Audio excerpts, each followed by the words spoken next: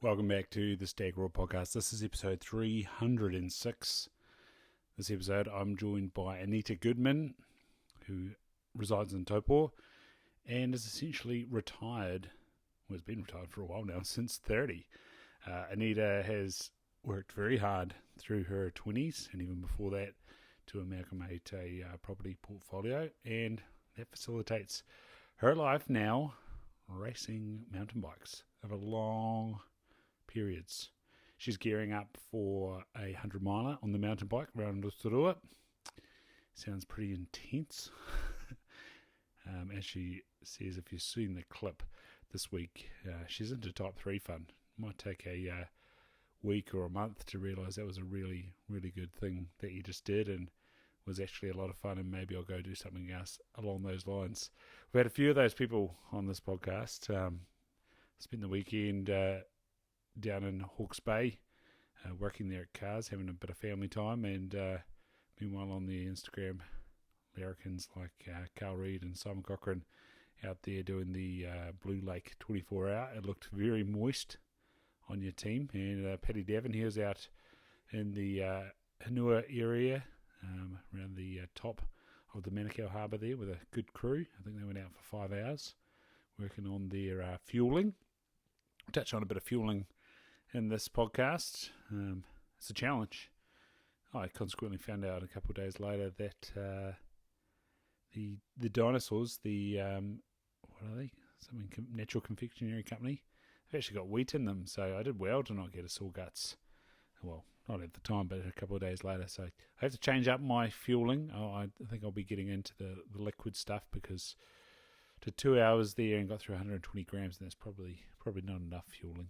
Geez, I've been wrecked all week after that run up to Te Raupanga. I hope you've signed up to the newsletter, by the way. That link there is the first thing in the show notes. Join the community. That'll you'll be able to read about my ventures up to Te Raupanga. Otherwise, following along on Instagram, you would have seen that, or Facebook. You would have seen that there. Shared that along with my cost of living hack. Butchering a chicken, by the way. That's what that is. Yeah, we talked about that with Saren.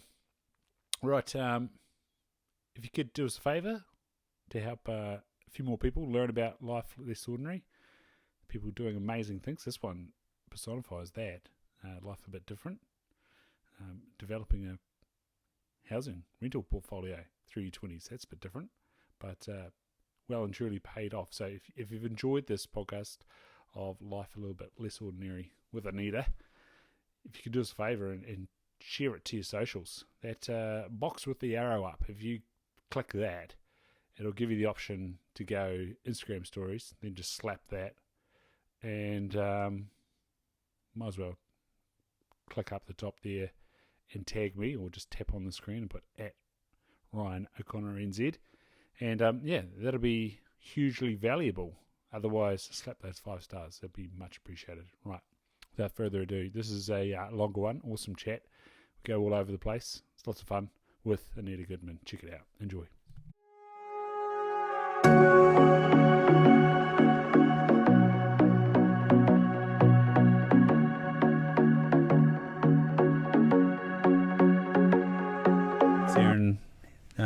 He commented on the reel I put up today how he doesn't like his own voice. I don't think anyone does. No. Well, the thing is, I like the voice that I hear. Yeah. When I'm speaking. And then it sounds different. The voice I hear back, I'm like, I'm sorry, guys. I'm sorry you have to listen to that. The trick is, if you listen it back, is put it on 1.5 speed and then you sound different. And so well, it's weird because I'm obviously I'm a marriage celebrant. Yeah. So it's weird that I do public speaking. Yeah. I'm like, I just don't like what people would be hearing, though. How long have you done that for? I became a marriage celebrant just before the 2020 lockdowns. So bumper season. Yeah, bumper season. It was, the intention was to do it. Yeah. And then obviously lockdowns happened. Yeah. Wedding stopped. My life changed a bit. So you didn't get to go to Gisborne for Clark and just No, I wasn't. Yeah. They didn't pick me. Oh. Yeah, bit of a bummer. I would have been a great celebrant for them, maybe. So yeah, it just everything sort of dropped off. My life changed at that period as well. Yeah. And then weddings wasn't necessarily something that I wanted to do. So I'm probably going to do like 3 or 4 a year. Yeah. I just did an elopement last week. Which Yeah, was really I saw nice. that. Yeah, it's so nice. I love elopements. Do they bring a mate, or do they have to bring a mate? You have to have legally you have to have 2 witnesses. Yeah. So it was actually. And you don't count. No, I don't count. 2 witnesses and the celebrant. Yeah. So you've got to have 3 people there. Mm-hmm. And it was just at the Acacia Bay Garden Centre, which was really nice. Mm. And it was just the staff. So it was Yeah. a customer of theirs. Yeah. And she's elderly, 67 years old, never been married. Nice. So she's having her like first marriage at 67 to a guy she knew in high school. Oh, it was lovely. the sweetest thing, and they just wanted to just elope and get married. And she's a customer who's in there all the time. Yeah. So just got the staff to be the witnesses. Came in, 10 minutes later they were married. It was Yeah. really, really nice. Is that where you were sometimes? Yeah, I went Yeah. there sometimes. Yeah. Just like randomly, along with other random places. So do you have a bit of a green finger, or? Yeah, just- definitely. You've seen... Oh, no, you haven't seen my veg garden. You just saw my wood pile. Just the wood pile that was of all of Lee's offcunts. Yeah. Yeah, pretty much. And then it resorted to Lee turning up with his electric chainsaw. I'm fixing the rest of them Good because move. they were just so... They were so knotted. They were never going to get split. No, So it you did a good job was good times ago. with what you managed to cut. More blisters on my hands and my I'd office already had hands. like a go at all of them, and then that was the pile that I couldn't split, and then you had to go, Yeah. and then Lee came up with a chainsaw for the last pile. And do you have a fire in that house, or that was Yeah. for an out? Oh, you do Yeah, have yeah, fire. I have a little fire in the house. Yeah. It's like right in the middle of the house. 2 bedrooms coming off the house. Super cozy. Keeps it warm. I should have invited you in for a cup of tea. No, it was late. We were. It was random too. I was at Yeah. work and I saw this message of like, I'm going to come cut your firewood. Okay, cool. Thanks. Nice. I saw that you won some sort of award for picking up bottles and only putting your rubbish out. In every 6 months. Hamilton. In Hamilton. Yeah, in 2018, Yeah. I was awarded Tidy Kiwi Tidy Kiwi. for Keep New Zealand Beautiful. Yeah, that's cool. Which was pretty cool. So yeah, when I lived in Hamilton, I mean, I'm pretty waste free. Yeah. I obviously biked here because like it's just up the road. Yeah. Try to ride my bicycle wherever possible, not use a car. And was that, is that your cruiser? Yeah, I got my road bike tonight. Yeah. It's a bit more zippy. Yeah, so in Hamilton, I had a pretty extensive veggie garden. Yeah. So it's 120 square metres of vegetable garden Nice. with quite a few fruit trees, avocado, like all the berries you can imagine, Yeah. asparagus, growing. So other than pineapples and bananas, Mm. I was growing pretty much all the food, like ginger, growing some ginger. Lemongrass. Yeah, pretty much just anything I could, like pepper. I couldn't grow pepper. Wasn't growing many nuts. I did plant like peppercorns. Yeah. I did plant a walnut tree, but it died after a year. Yeah. Some soil issues. Did I read you involved with the actual Hamilton Gardens? Yeah. So I was volunteering with them for 5 years. Because Initially- in that big veggie patch, can they get most things there as well? Oh yeah, that Yeah. veggie patch is amazing. It's got its own little microclimate with the walls. Microclimate. Have Yeah. you seen Tom Sainsbury do that? Oh, Tom Sainsbury. No, I haven't seen it, but I'll look it up. Because recently he's been doing a whole bunch of like 80s mums. Yeah. So good. And his 90s schools, we were just watching one before, and it was talking about the food pyramid. He's eating like chips. He's like, I'm just trying to get my 7 to 11 servings of grains or legumes, and potatoes are counting for that. And then I'll go watch the microclimate one though. Yeah. It'll be good. Yeah, that He's was, just a on few point. years back. I want to know what's up with his steak and cheese haircut at the moment. It's just having fun. I reckon he must be doing a TV role or something. Probably. Yeah, but it's good quality steak and cheese haircut.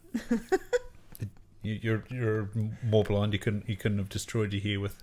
Sorry? You couldn't have had like destroyed brown hair with blonde that goes yellow. Well, at one point I had a mohawk, Mohawk, yeah, but now I've just got my nice long natural blonde hair. yeah, Yeah, but back to microclimates of the gardens. yeah, That garden, just with the walls there, the amount of heat it can trap and grow every type of food you can yeah. kind of want in there, and for most of the year as well. It's an amazing veggie garden. It's like the dream. Yeah, the whole little run, like the permaculture garden, Yeah. that garden, and then the herb garden. Yeah, It was a pretty cool place to. So I was volunteering for them for 5 years. yeah. First year as a gardener, Mhm. just so I could steal knowledge from them.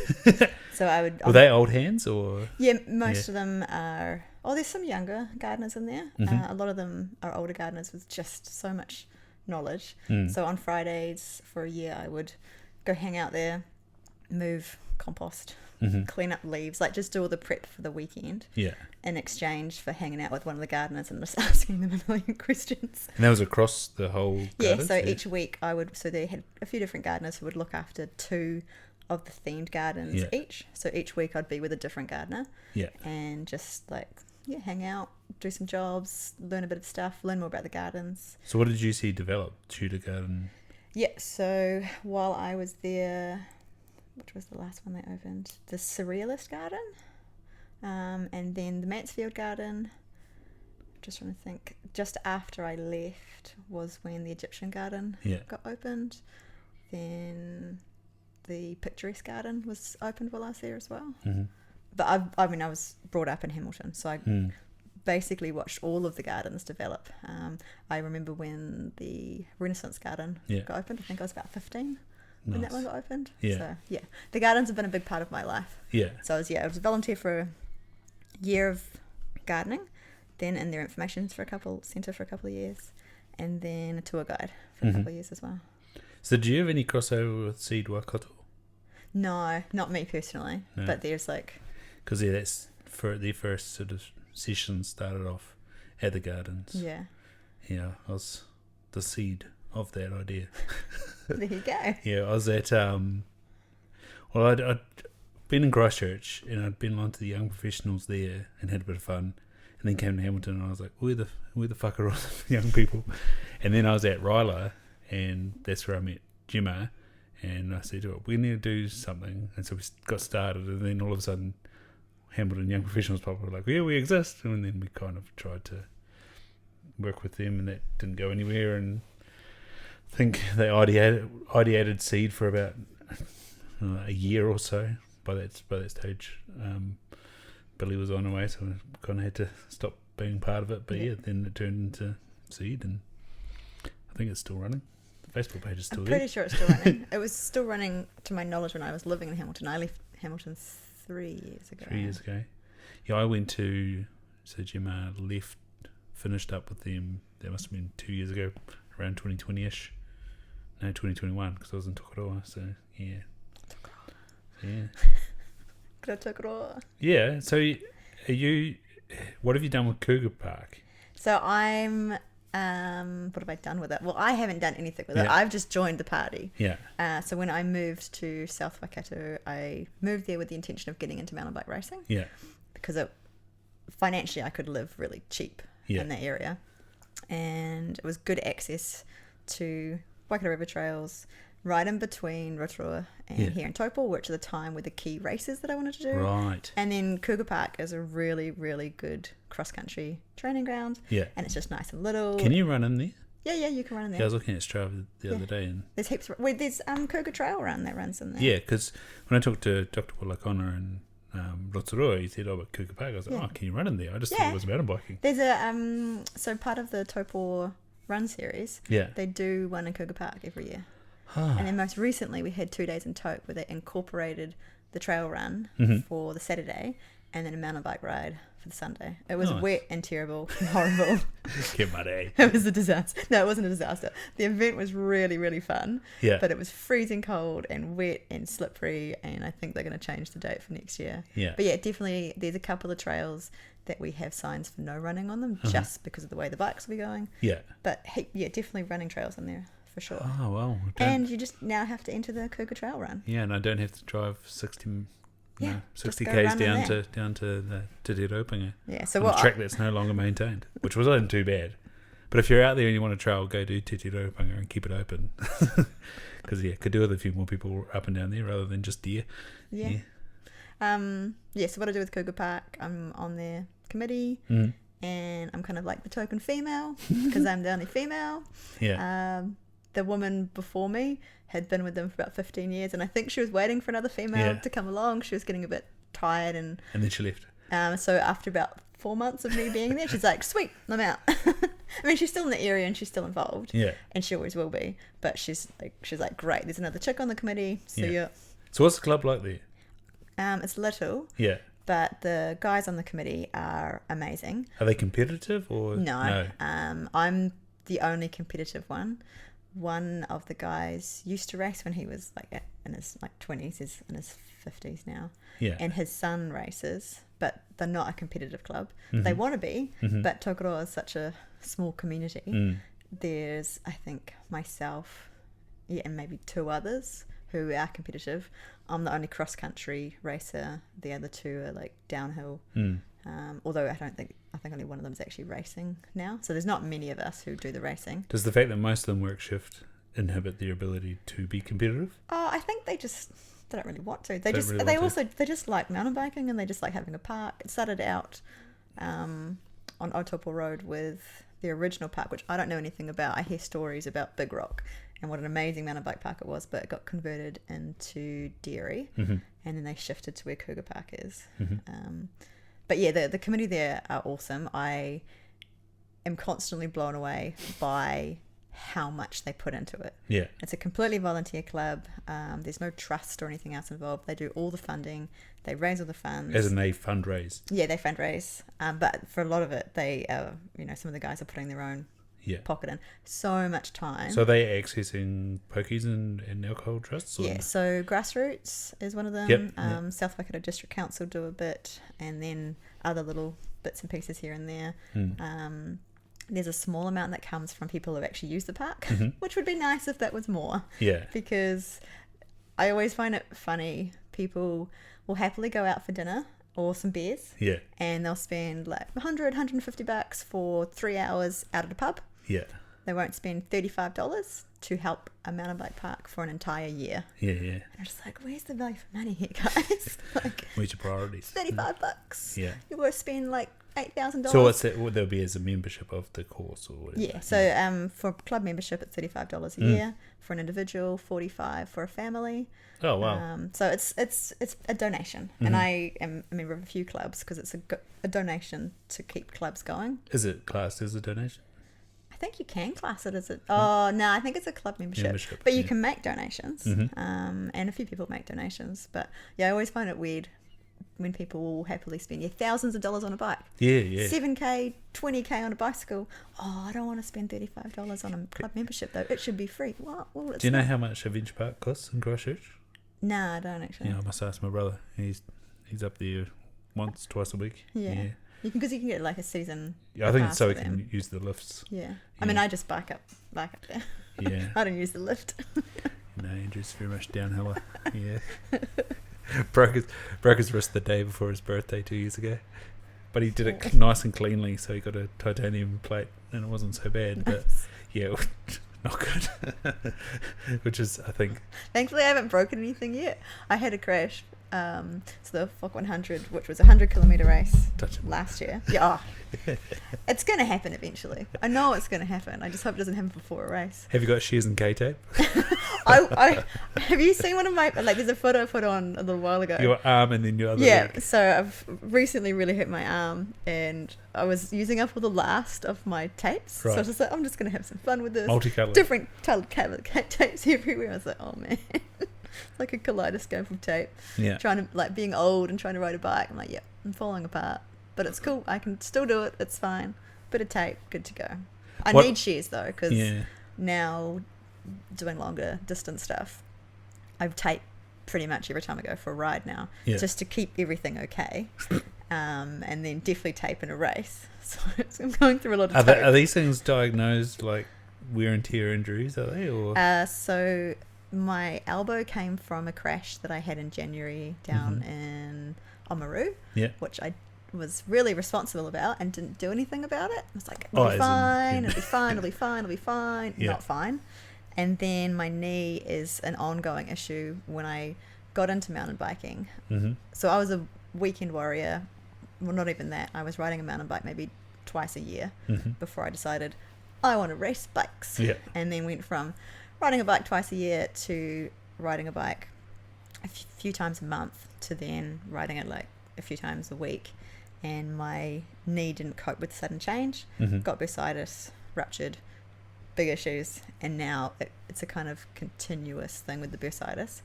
So normally around about 60 kilometres into a ride, it starts to get really strained. So was that sort of filling up with fluid or something? Yeah, and then around about 120 kilometres is when I'm kind of like danger zone of potentially rupturing it again. So the race I'm doing next month. So what will rupture? I don't really know enough about it. I'm not a physio, but basically the bursa either like they just stop being there working. So I've got no fluid in the joint. Okay. So it's just like boning on bone. Rubbing on bone. It's incredibly painful when it does. I've ruptured it once and I can feel when it's coming on now. Mm-hmm. And when I did rupture it, I was 20 kilometres away from my car on my own and had to like bike back to the car somehow. So I'm just like scooting along, using one leg, not moving the other one, because to bend it, even the slightest bend, was excruciating pain. And the only way to fix it is just to not do anything. But I had a race coming up and I really wanted to do the race. So the physio was like, you can't race for the next 6 weeks. It's like, but I'm going to. So let's just figure out a way that I can race because it's going to happen. Yeah. So for the 6 weeks, I was allowed to do 1 kilometre of biking a day. Yeah. And every day I was allowed to increase that by 1 kilometre, which when I was doing like an 85 kilometre race, the maths doesn't add up on that. But I really want to do the race as a kind of a benchmark for myself before getting into more racing. So I still did it. I dropped down to a 60 kilometre.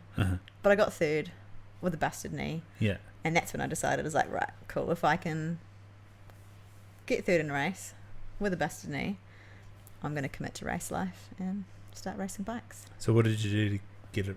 Oh, then I took 6 weeks off. Okay. So after that race, it just needed to rest. It just needed to rest, and it needs like physio of like strength exercises on my legs. Yeah. He's over toes guy. Sorry. Bit of Ben Patrick action, reverse sleds and Patrick steps. All those things. Have you heard of knees over toes guy? Ben Patrick. He's been on the podcast, Anita. Well, I've only listened to a few of the podcasts. Just a few. No, it's good. No, it was, I'll look it up. That was during along with microclimates. Yeah, that's from Tom Sainsbury. I got managed to get Ben on during lockdowns. It was hardy. Yeah. Yeah, we were talking about before episodes over the internet. There was definitely one over the internet during COVID. There was plenty. Yeah, I think I was doing 3 a week while that was on. Yeah. Keep yourself busy somehow. Yeah. During lockdown, I was, do you know, in Hamilton River Road? Yeah. And the steps that go up to Grey Street from the memorial. So lockdown, that was like 3 times a day, me just running up and down those stairs. Yeah. Like I started off with doing a set of 3. Yeah. And then I think I'd start doing like 3 sets of 3 by the first week. And I'd do it 3 times a day. And then I just started increasing it every day, like adding a few more on. Yeah. Lost like 12 kgs. Oh. I used to live on Grey Street. I didn't do any running. I did so much. I went down to a size 6 and I was like 54 kilograms. My friends were really worried. Wasting away. Yeah. It was all right. You've done the Sky Tower? Yeah, I've done the Sky Tower.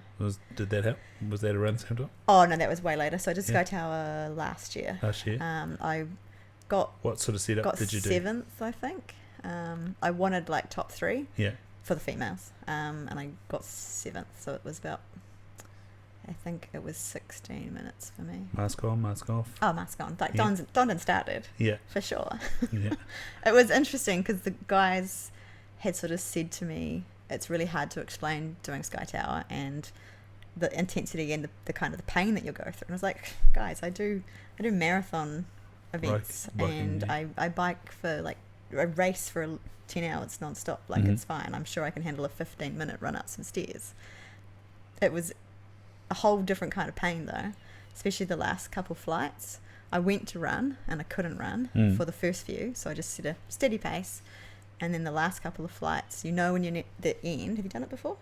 No. Oh. I don't know. I've talked to 3 people now. Yeah. Yeah. When you get to the end, there's because you're going around and around and around, and the last couple of flights are straight up. So you've got 2 flights of stairs to go when you hit the straight up. And so my plan was steady pace until I hit those stairs and then run. Yeah. I ran like 4 steps and thought I was going to pass out, and I didn't want to be that person who passed out. And so is it like a full body acidosis type thing? Oh, it was just, I don't know how to explain it, but just I mean, when you're MBA anyway. Like it is, we're normally doing quite physical stuff, but running up the Sky Tower NBA it's just something else.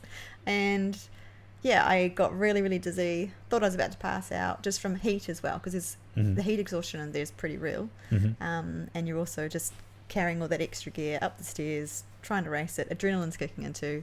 But yeah, it was something else. Are you watching your gauge do that? Yeah. Oh no, mine was fine. Yeah. So the guys would always laugh because women would we don't use it as much anyway. Right. And so when I was doing my recruitment course on our live fire day, and like when I was doing all my training, I'd never use up that much of the cylinder anyway.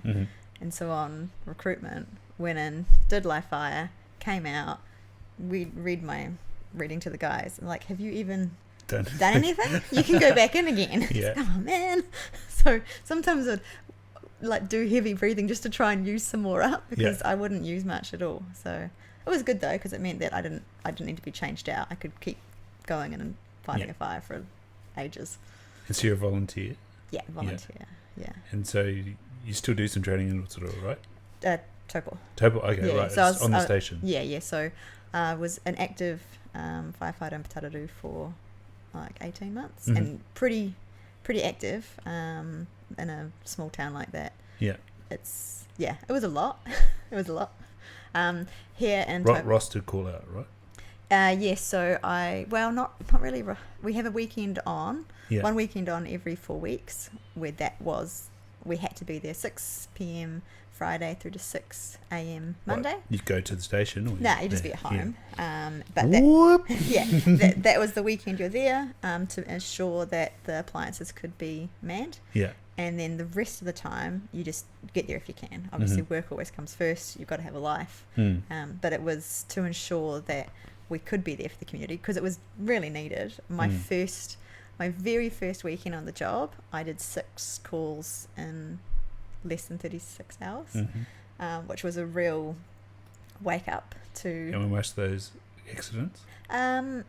Thankfully, they were medicals and fires. Yeah. I didn't have my first. Well, actually, I'd had accidents before that, but I didn't have my first real big accident until maybe a month. I was a month into the job. Yeah. Which was, challenging. And so State Highway 1, is it? Yeah. Taru, Tiro, and Tokoro all end up there, or no? It's coordinated. So depending on where you are, so we would work quite closely with Tokoro. They would be on a lot of our calls, would be on a lot of their calls, Tiro as well, and then a wider field just depending on who's available. If something a bit further up or down the road, if they didn't have enough people to man the appliance, we'd get called next. Vice versa, if we didn't have enough people to man an appliance, Tiro or Tokoro might get called. We did a real big job in Matamata within my first month, the King's Kayaks. So going north, and it was a third alarm, so we got called out, and we got there, and like Mount Mauganui's there, Rotorua's there, like it was huge. We're all there. It was a massive fire. It was my first really, really big fire. Yeah. And as we're leaving Te Rao and heading towards Matamata, you could see burning plastic. You could just see it. I was in the back of the appliance going, shit guys, I'm really nervous about this, because also up until that point I'd only worked with my crews, the guys that I knew.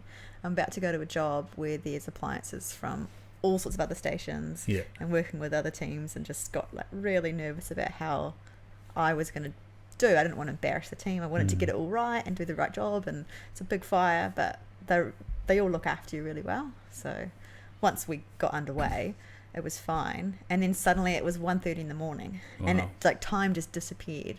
We left our station in daylight, I think about 5:30 maybe, and then just like that, it's 1:30 in the morning. I'm like, what just happened? Yeah, golly. And then like eating chocolate and having Milos and having like random food at 1 a.m. to just refuel after it. Yeah. So firefighter life. And going to Rotorua, is there massive numbers there with the college? Like, does the college get called out, or? I actually don't know.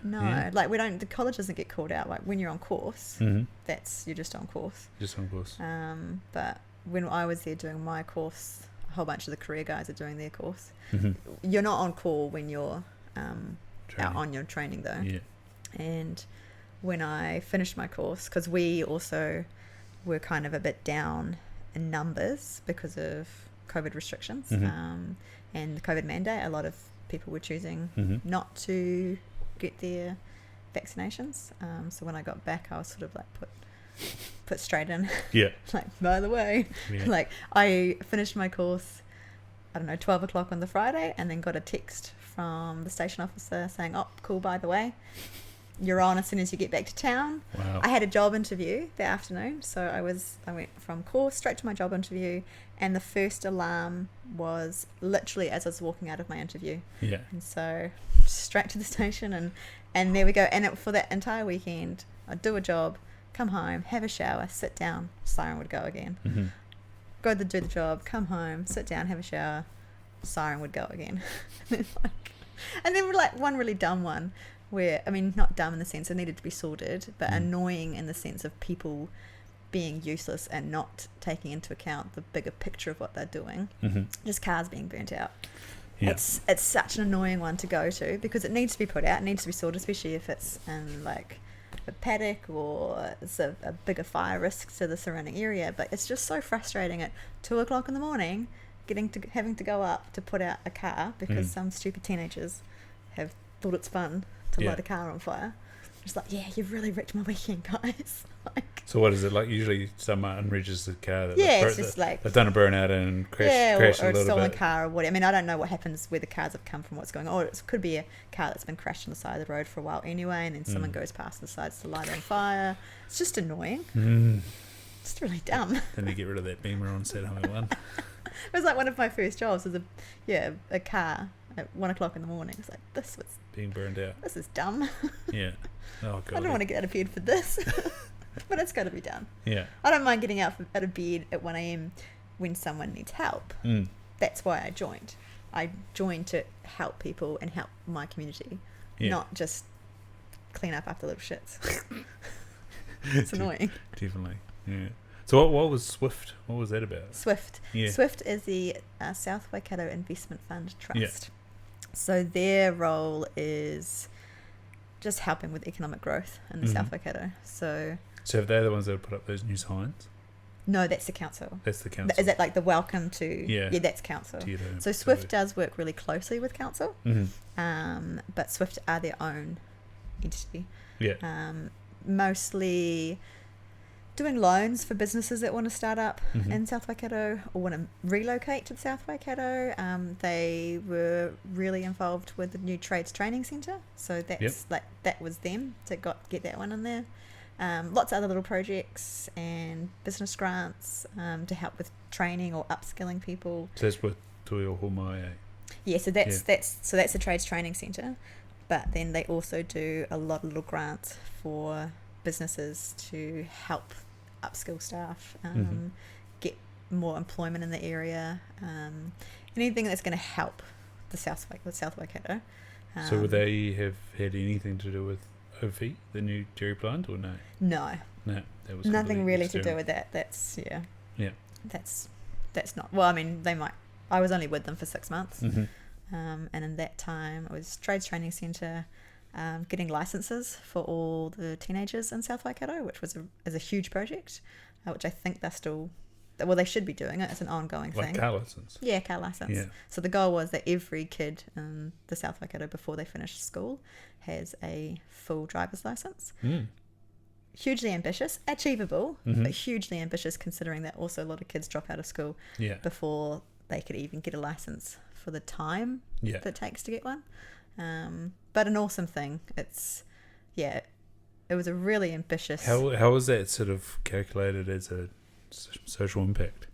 Oh, how is it not? Oh, it seems kind of obvious, but okay. I mean, what is... For me, the way I was like, yes, I'm on board with this. I mean, part of me is like, well, actually, parents should be organising this themselves for their kids, but I won't get into that part of it. If you're just to look at the area and how it helps, the amount of people who are driving there without a license who've never learnt to drive properly, so there's safety elements and there's also growth elements of to get themselves to education, to get themselves to a job, to keep them out of the system, and for safety of the roads. As a firefighter, when I was in the area, it was crossing over. I went to a car crash for a 15-year-old. 15-year-old shouldn't have been driving anyway, but it was like there's a big safety element there. They never get taught. A lot of kids there aren't getting taught to drive. They just start driving because auntie and uncle have always driven, and they don't have a license, and it's all okay, and they're used to being in the system, so it's keeping them out of the system, getting them learning to drive properly and safely, and giving them that opportunity for further education or a job. So I mean there's two parts of it. Of mum and dad should be sorting out your license, but if you don't have mum and dad sort out your license, someone else can step in and sort out your license. So again, the crossovers there, training colleges, isn't it? You can do it locally and get opportunity. I mean, it's hard for the South Waikato residents who aren't living in Tokoroa, so anyone further up, because Tokoroa is the only testing, they don't even really have a testing station there. A lot of kids were having to go to Taupō or to Rotorua to sit their license, but if they can't get themselves there, how do they get a license? So there's lots of issues. So who's running licensing these days? Is it still AA or no? So it's Transport New Zealand. Or AA have the contract through them. I don't want to get political on it, but they couldn't do it. They couldn't do it in Tokoroa. There was only one tester who was in Taupō, so he would come up to Tokoroa a couple days a week, but it was always just booked out. So people were having to go anywhere else. Like the system is, I mean, hopefully, I've been gone for a year now, so hopefully it's better. But it was a nightmare. Of no wonder these kids are driving without licenses, because it's a nightmare to try and get a license. It's funny when you like. I took it for granted when I was a teenager. It seems like real, like we say, like it seems real obvious. Like, of course, why would we get a license? But then you look at it that way, you know. Oh, there were so many roadblocks.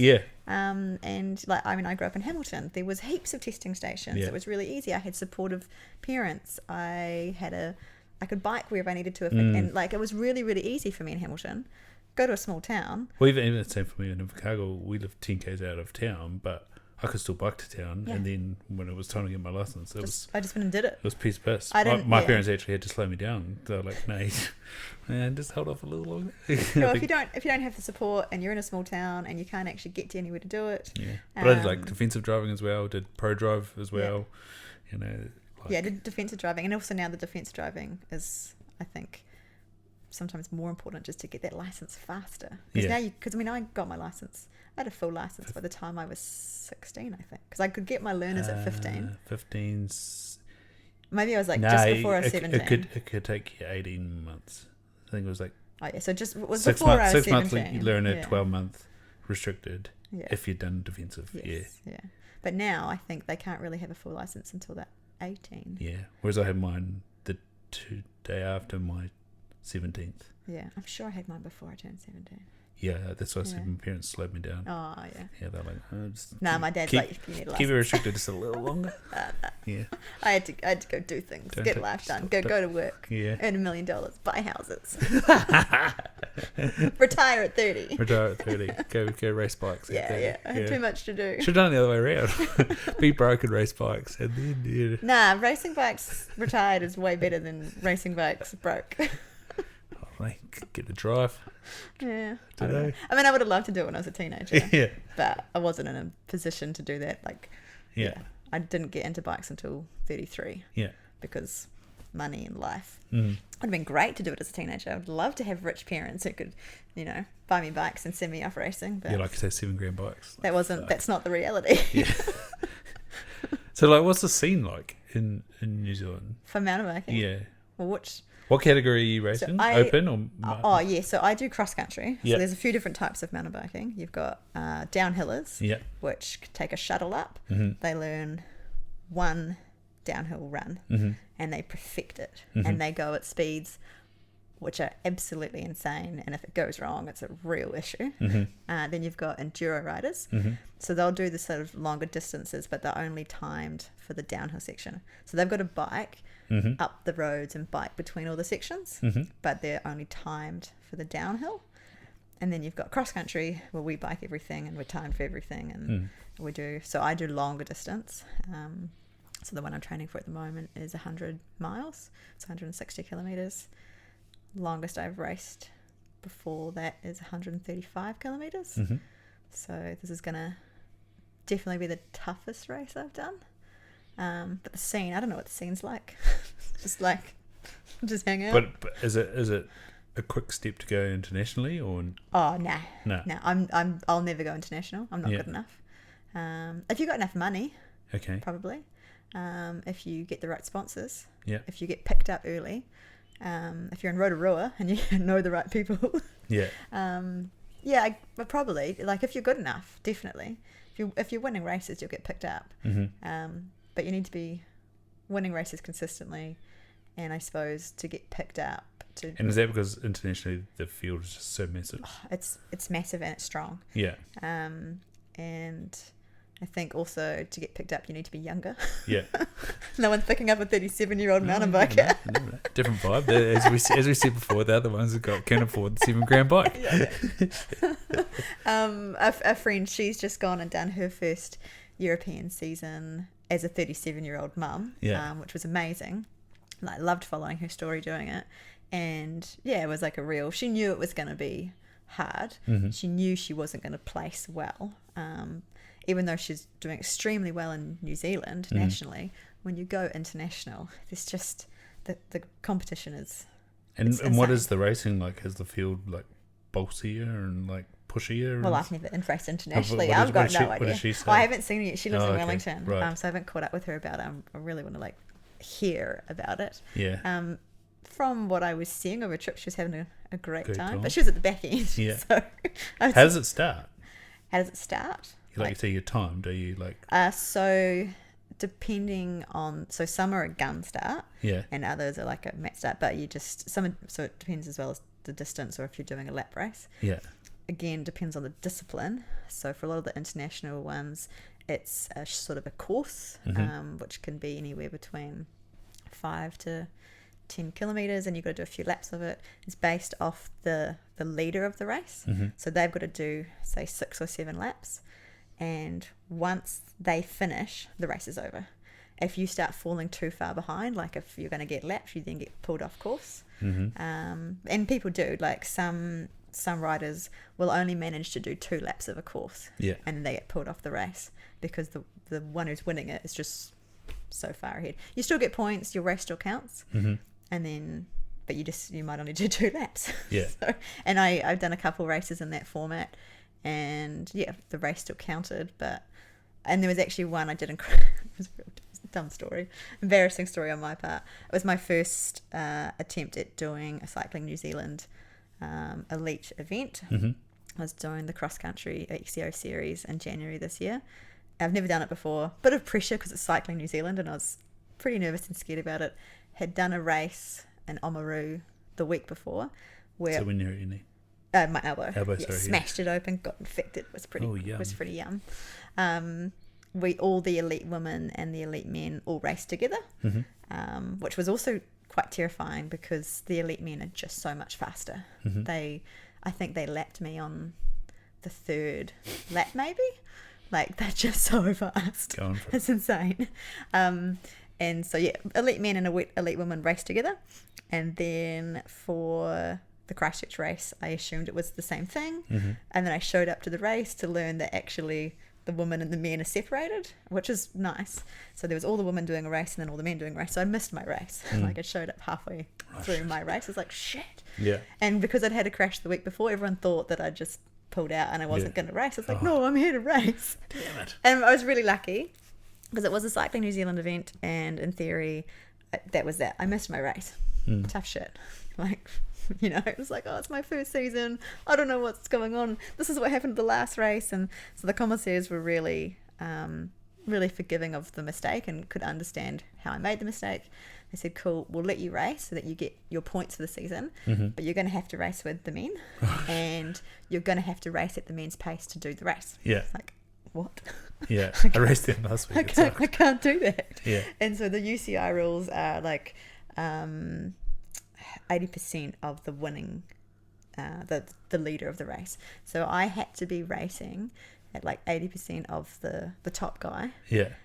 Which is, it was just never going to happen. Yeah. Or I get pulled off. So I was like, I'm going to get one lap. I'm going to get one lap of my race in.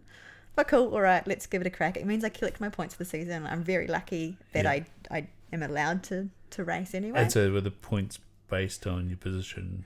So it's a series. For that race. Yeah. So like first gets X amount of points, second and so far and down the chain, and then you just get race points for the whole series. Okay. Yeah. So yeah, they made me race the guys, and because I knew I was only going to maybe get 2 laps at best. Yeah. I just went full noise for one lap. Yeah. As fast as I possibly could, thinking they were going to pull me off straight away. Yeah. And I got through the village and like, yep, you're on pace, go again. no, I can't do it. So I kept racing. But the final section of the race, it was a real techie route section. Mm-hmm. Nowhere to pass, kind of dangerous if I was going to get caught there. So I'm racing through. And they've got marshals everywhere. I mean, it's also like, it was a bit of spectacle because I was the one female racing with all the guys. So embarrassing. And then I was about halfway through the lap when one of the marshals called out, "Nah, we're pulling you off now." Yeah. Because the guys are going to catch you towards the end, and you're going to be in the way. It's going to be dangerous. Your race is over. So I got like 1.5 laps for my race. Nice. Not a complete waste of a trip. Yeah. It was totally worth it. No, it was worth it. It was a good experience. It was a good... Doing a Cycling New Zealand event was a lot of learning. Yeah. And also... riding with the elite of the New Zealand races was pretty cool, and it was definitely worthwhile road trip down to South Island. Good spot. And doing the series. But it's so how it starts, you're all seated, and for the international ones you're all seated, you've got your top riders at the front, and everyone's just in there racing. There you go. And if you're not fast enough, you get pulled off the course. Fuck. Is there a backyard format like what they're doing with running? Like every hour you've got to do a lap? What do you mean? Oh, so I've only just to learn about it. I don't know anything about it. Yeah, Sam Harvey's the guy that seems to be the freak in New Zealand. He assisted a world record earlier in the year, and then a week later down at Bottle Lake in Christchurch did another like couple of days running, and just like every hour you've got to run this course until you cross the finish line, and then you wait for the next hour to come around. Oh, yeah. Okay. I've heard of this. Yeah. There probably is one for biking. Yeah. There's also like the 24-hour mountain bike world champs. Yeah. Which is a lap race. It's as many laps as you can get in the 24 hours. Yeah. That's kind of like Blue Lake. Yeah. Yeah. Buddy Simon Cochrane did 200Ks running last year. Everyone's kind of joking that after this next race I might get into 24-hour racing, because it's like, what's next? Yeah. I started with 50k races, then I moved into 100 kilometer. Now I'm doing 100 mile. Like, what's next? Like, I think I quit after this one. Yeah. I think I'm done. we'll so see. is there ultra mountain biking? Yeah. Yeah. Well, we're kind of doing ultra mountain biking now. Yeah. There's like multi-day races as well. 100 mile it's pretty ultra. Like, I don't know. It's not a casual day on the bike. No, it's going to be. It's not a road. It's not, and it's single track. So the one I'm training for, it's all single track, and it's not easy trails. There's like quite advanced. There's a grade 5 in it. There's some grade 4s, advanced grade 3s, and you're doing it 100 kilometers into a race. Like, it's kind of dangerous. Are you tracking metrics like heart rate and watts and all that sort of stuff? So I'll just be tracking my heart rate. Yeah. And my average pace. I know what I want to be sitting at for it to finish on time. So I have to do it within 14 hours. Right. But I'm naively aiming for 11 hours. I won't probably get 11 hours, but that's the target. So anything between 11 and 14, finishing, I'll be happy. A few people didn't finish it last year. There were only 6 women who did it last year. Last year was the first time it was run. There's more this year. But yeah, just tracking my heart rate most. Well, I probably won't even be tracking my heart rate. I'll just be like, got to go for 11 hours. And is there much elevation on these? 4,200. Yeah, it's decent. So it is decent. Yeah, it is decent. 4,000. It's decent. The most I've ever done in a single day is 3,500. So I actually don't know what close to 4,500 is going to feel like. I know what 3,500 feel like, and that sucks. And it was sore. It was sore, and it's not just the elevation. There's some quite technical climbs in it as well. So you're climbing and you're tired, and then there's like roots and everything else going on as well. So I guess that's like the difference. You can still trip when you're running, but like mountain biking, you got to get your gearing right. Yeah. Yeah. Or you break a chain. Balance breaking. Yeah. Down the hills, braking. Yeah. Your mind is pretty much on the entire time. Yeah. The only time that my mind will be off is there's a few forestry roads for the climbs. My mind will probably turn off there, which is more dangerous for me just because of boredom. Like I hate climbing up forestry roads because it's just boring. And there's a few climbs that are forestry roads, and they hurt. Is that gravel reasonably loose or packed? Oh, it's pretty packed. Yeah, so you're not getting that wheel spin going on. Nah, not really. And then for the gravel roads down, I'll be paying attention because we go pretty fast, and I don't want to then like hit some corrugations, have a crash, smash my face. I smashed my face in before a race last year, like 3 days before the race, for 100 kilometre, and split my nose open, and then had to race in like 3 days. It was not a good race. It was a very bad race. What made this is the 3 days later race was no good? Yeah, because I split my face open. Yeah. And so it was just stinging and... it was stinging, and I was nervous. Yeah. Because I had gone out and did a little section of the course a couple of days beforehand because I'd heard they'd changed the course. And I should have just known it was all fine. I don't normally ride a couple of days before a race just because. And I hesitated, and I knew that I shouldn't be out riding, and I slipped on a part that I shouldn't have crashed on, face planted into a tree stump, split the nose open, and so it was still really, really fresh, and it was splitting open, it was still bleeding, and I just wanted to finish the race. So for the first 50 kilometres I was real tense, and the section I'd crashed on was in about I think 35 kilometres into the race. So I was really slow and really nervous for that part, which isn't good because if you're tense, it tires your body out so much more. So for 50 kilometres, I'm tense and tired. And then finally kind of got into the groove of it. By that stage, though, I'd already zapped myself and had another 50 kilometres to go. So I was an hour slower than I thought I was going to be for the race. So that was a bit... But I finished. I finished the race. It's about finishing the race. Yeah, so that like nervous system stuff when you're trying to do something for a long period of time, is that how swimming in the lake sort of cropped up? Swimming in the lake cropped up breathing because I was having a really bad day. Yeah. And I was messaging with a friend I was just feeling sorry for myself. I was like sad and lonely and life sucks. And he's just like, do you want me to be a supportive friend now and just tell you it's okay, have a bad day, we all have bad days? Or do you want me to be the friend that tells you to get off your ass and go for your bike ride? Yeah. I want you to be the friend that tells me to get off my ass and go for my bike ride.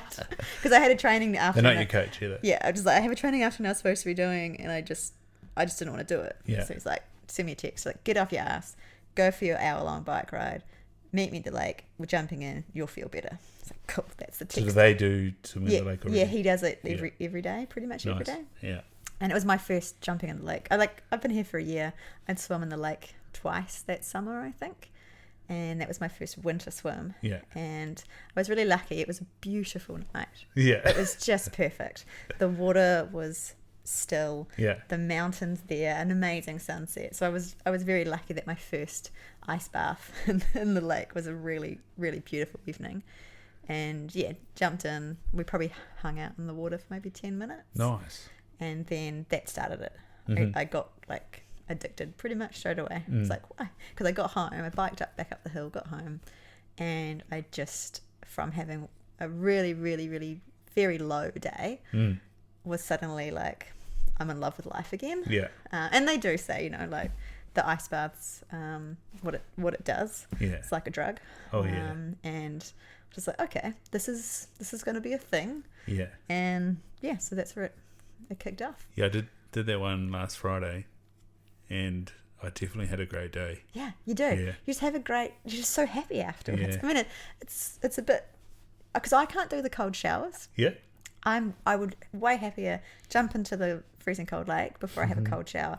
I think it's just because you're fully immersed in it. Yeah. You just commit, dunk under, do it. Whereas a cold shower, and because you can just make the water hot again, like it's right there. Yes. You can just make it hot. Yeah. Like why would I have a cold shower when I can have a hot shower? How I do it is I just get straight in and turn it on. Oh, and so sometimes I get hijacked because Nicole will have had a shower before me, and it's like turn it on and it's warm, and like I just think as well, because it's only a little bit of water on you and there's all these little bits of cold water. Yeah. Just get straight into the cold water is way easier. I have more respect for people who do cold showers than the cold lake plunges, because I can't do the cold showers. I just can't do it. I've tried a few times. In summertime I do it. Yeah. I couldn't do the cold showers in winter. I tried. Have you tried the breath side of things? No. No breath work? Oh.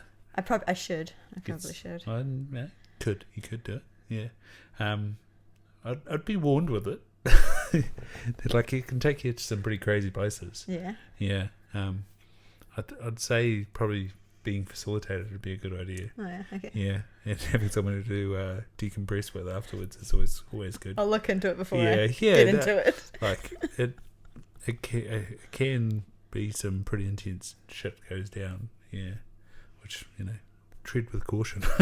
Noted. Yeah, like 3 rounds of breathing, you get a little bit of a buzz on. But if you're going to do a like full on breath work, blow the roof off stuff, I'd have some people around, some trusted people. Yeah, okay. Yeah, that's what I'd say about that. Yeah, no, the lake is pretty amazing. Like the lake. I used to have an hour lunch, and I used to go down most days. Yeah, but now I'm just living here as well. Like the last year, or it's been a year of living here now. Every day just feels like holiday when you get to look at the mountains and look at the lake. And sometimes you have a bad day and you just go down to the water. Yeah, everything's fine again. Yeah. Sometimes it's hard to get yourself from the house and the bad day to the water, and you need a friend to tell you to get off your ass and get to the water. But everything's just fine again after that. Just like, it's just so beautiful. So lucky to live here. Yeah. And I love it here, eh? Yeah, we've been we haven't been coming here as consistent as we were. I was doing runs around the lakefront, and we got really motivated to try and move here, and it was just still not quite right. So we haven't. Yeah. But then like tonight, driving from the gymnastics gym around the outer ring road, and like seeing the mountain and the lake, and then coming down Napier Road and like the lake and the mountain, you're just like, wow, this is pretty cool. It's amazing. And because I snowboard, and when I was living in Hamilton, I used to get like the worst snow fever on days when it was good snow days, and I was stuck in Hamilton. And I know what that it's like, because I come down to the control gates, and I see the mountain, and then I see the Kaimanawas, and I'm like, I want to be either in the Kaimanawas or at the mountain. Like, I don't have gear, so the snowboarding part like falls away pretty fast, but the bloody Kaimanawas, I'm like, oh man, I want to get over there. I find now living here, there's been quite a few days where the mountain is perfect and would be a great day to go to the mountain. Yeah. But looking at it is enough for me. I'm like, oh yeah, that's cool. It's there. I know that I could go there. It looks stunning. I'm going to go do some other stuff today. My snow fever doesn't exist since living here. And it's just so, and even this morning I was doing a road ride before I went and did my training in Rotorua. Yeah. And just biking along, looking at the mountains, like, I love training here. Yeah. It's so nice. Absolutely. It's just so beautiful. So did you used to train up at Wairaki, or you were still going up to Tokoroa and Rotorua? So when I was in Hamilton, so I started mountain biking in Hamilton and would train at like a local park there. So when I was in Putaruru, I was doing a lot of my training at Kuka Park. Yeah. And then wherever racing was. Since coming here, I was doing a bit at Craters, but we obviously had a cyclone. Yeah. Took that out, which is fine because it's just a mountain bike park. Yeah. No one died. Doesn't matter. It's going to get rebuilt. Cool. It's getting rebuilt, bigger and better. Yeah. Wider. It's gonna be sweet. So now for training, I go between. Most of the time, I'm in Rotorua now. Yeah. Why is that? Well, that's the race I'm doing. Okay. So although I do a lot of races all over the place, the 100 miler is the race I've picked this year that I am specifically training for. Mm-hmm. Every other race I do is just because I like to go to races. And that's redwoods, or yeah. It's a huge amount of the redwoods, 160 kilometers of the redwoods. I think we do one trail twice, which is just a climb to get us up to a different trail, and then the rest of it's all different all different trails. It's a bit to learn, but it's fine. It's a few new harder trails that I haven't done before. Yeah, that are in it, which are a bit sketchy for me. Because of technicality. Technicality. I'm not a technical rider. I only started learning to mountain bike properly like 3 years ago. Well, coming up 4 years ago, and I'm older. Yeah. So I'm like nervous. Less coordinated. Do you need some visual training, Anita? I'm just like a chicken shit, really. Yeah. Just a chicken shit. Do you start learning to juggle? Maybe. Yeah. Yeah. Or do you do some rock hopping on your? Maybe. Yeah. Well, I do a lot of like track standing, and some nights I'll just go out to Spa Park where the gutters are a bit taller and just like jump up over the gutter and just go over things. But yeah, I'm not technical. I've got pretty much no technical skill. Yeah. I only get through racing because I just don't give up. And then when I win a race or I get a podium, it's because there wasn't much competition. Yeah. Like, I'm not very good. But I just keep going. Keep going at it.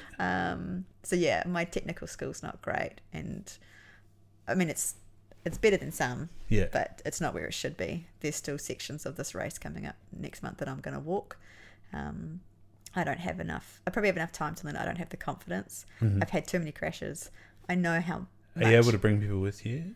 My brother's not competing or anything, but he was saying about last year there was a gap at the adventure park that he'd been looking at and navigating and riding around, and then there was this day that someone else was doing the same, and they both sort of said to each other, shall we do the gap today, like we're both here? And they did the gap. But is it a bit like that, like there's a section and you're like, I don't want to do that by myself? There's plenty of sections. There's one particular trail that I've gone down it quite a few times by myself, but I haven't ridden it fully by myself. And I've ridden it now, and I can do all the drops and I can do all the tricky sections when I've got someone with me. I'm yet to do it alone, mainly as well. It's a grade 5 trail, and I do a lot of my training by myself. So it's more around the responsibility of if something did go wrong, I'm just out there on my own. No one really knows where I am. Do you take any prep or no? No, I should, but the way I always have my phone with me, and if I'm doing a bigger ride or something a little bit more dangerous. Well, I don't really do dangerous stuff by myself anyway. But I will have a friend who will just text. Yeah. Heading off, here's where I'm going, here's when I'm expected back. Yeah. Obviously give me a half-hour window, but if you don't hear from me by this time, send somebody. Yeah. But with the EFIB, like, for me, most of the places I go to, there is cell phone reception. If I get myself into jam, I can call for help. Like the jams I have gotten myself in where I've had crashes and hurt myself, I can always get myself back to the car. Yeah. I'll need an EPIRB when I knock myself out. It doesn't really work. Yeah, I don't know. Yeah. How long are you knocked out for? Yeah. I mean, I'm reminded often by friends that I should carry. I'm like, I actually don't. It's not going to be any good for me. My phone does the job for where I'm going and for what I'm doing. And I know my limits. I'm not a guy. How are you up the mountain? Are you? Oh, I'm so naughty up the mountain. Yeah. Well, actually, no. I used to be. I'm not naughty anymore. I've never been up Whakapapas. I don't know what it's like. No. Like that's my side of the mountain. Yeah. I love it there. Just like the pinnacles and Ngarahoe, and on a clear day you can see it to Taranaki. Is it rocky? Like I didn't even know that much. So in a bad snow season, it's real rocky. Yeah. Like don't go there without a helmet, because if like the snow's here, and then there's rock. But they've had like a record base this year. Yeah, this year has been really, really good. So the last time we had a record base like that was probably 2008, I think, which was the year that I learnt to snowboard. Right. Yeah. So it was a 5 metre base at Toroa, 4 metre base at Whakapapa, an amazing ski season. I thought that's what snowboarding was. we did this hike at one point up. Actually, I learned in Powder too. I had a day on Kadrona and then a day up TC, and we went out the back of TC and through Powder and off piste a bit, and like it was my second day of snowboarding. Yeah. And but it was nice because it was just like. I was tricked. Yeah. I was definitely Rupe who tricked me. Yeah. Because it was just amazing. You could go wherever you wanted for a first time season. We did one day, we hiked up to the crater from Toroa side, biked down into the crater, right across, out the other side, almost at Whakapapa. Yeah. Then Did I say biked? I mean board. Yeah, I bike so much. Yeah, boarded right across. Yeah. I didn't take my bike. Everyone knew what you meant. Yeah. Boarded right across. Out where you would exit sort of around for Whakapapa side if you'd hiked up that way. Right back around and down to the car park of Toro. It was like an hour-long That's awesome. run down the mountain. And then I was like, oh yeah, snowboarding's cool. I'm in. And never had a season like that ever again. Had you bought equipment or hired that year? I bought equipment that year. Yeah. I had friends who did it, and so I was just like, I'll just commit. Just bought secondhand, like on Trade Me, bought a bunch of stuff. I wore my Trade Me gear for a couple of years, and then started actually buying gear. Yeah. Once you're set up, you're good to go. I bought a life pass for the mountain. I was about to ask you that. Yeah. Are you one of these life passes? Oh, one of these life pass holders is like, oh, yep, that was a great investment. Yeah. I mean, Did you go to the meetings? I got all the emails. Yeah. I didn't go to the meetings. I was like, it's going to be what it's going to be. We know it's going to get sold. I'm going to lose my life So pass. who was the voice of the life pass holders that kind of like I haven't even corrupted the whole thing? Yeah, there was the group of them. I haven't really been paying attention to them. I was more paying attention to the official words of things. I was like, look, it is what it is. We took a gamble buying life passes. Oh, yeah. I mean, I thought the gamble was on the snow season, not the financials though. But such is life. I mean, it's a pretty privileged lifestyle to be like, oh well, I lost my life pass for the mountain. Yeah. Big deal. Bit gutted though, because I bought it as part of my long-term planning. So has it ended? No, so I've still got it this season. Yeah. So I'm a real cool kid, and I when I bought my life pass, I set myself up a little spreadsheet. Yeah. And so every time I'd go to the mountain, I would like tick a it day off, off, and I would tick off what the value would be for that day if I didn't have a pass. So obviously it's been, when I bought it, a day pass I think was $89. I think that's the midweek price at the moment. I saw midweek's 84. 84, yeah. I saw that in the newspaper today. Yeah. I was bored in the staff room, and I was like, $84, that's not so bad. It's really good. Like midweek. But I'm at work. Yeah. Well, you should just retire. Yeah, that's right. Yeah. I mean, it's a pretty good life. And then a day pass for the weekend is $150. So it's gone up over the few years. So I'm like, well, I went on the weekend, that would have been $150. So it's a hedge. I think I have 3 more days I need to get in, and my life pass actually zeroes itself out. It's paid off. And I would have had free skiing and snowboarding for my life. Who knows what's going to happen next year? That is what it is, like such is life. No, that's pretty good. But I bought it going, okay, I want to be retired in my 30s, but I still want to do all these things that I love doing. How do I do that? So I did the initial investment, and the life passes came out, and oh well, didn't pay off. So do you have the FIRE philosophy for retiring? Yeah, I've heard about the FIRE thing. And a few friends had talked to me about FIRE, and I was like, well, I was doing FIRE before FIRE existed. Yeah. Like I was already doing that before it had a name. I was like a teenager when I decided I would be retired by the time I turned 30. I got a little bit wrong. I was 6 months into 30 when I was like, sweet, mortgage free, income coming in. Yeah. I'm good. Yeah. Quitting my job, which was an awesome feeling. Absolutely. Like quitting my job at 30. And everyone's like, so what are you going to do? I'm like, what am I not going to do? Yeah. And for ages, people were calling it a gap year. Yeah. I was like, yeah, it's a gap year. But I've been on a gap year for 6 years. So, and that's just because the income's... I have done little bits of work.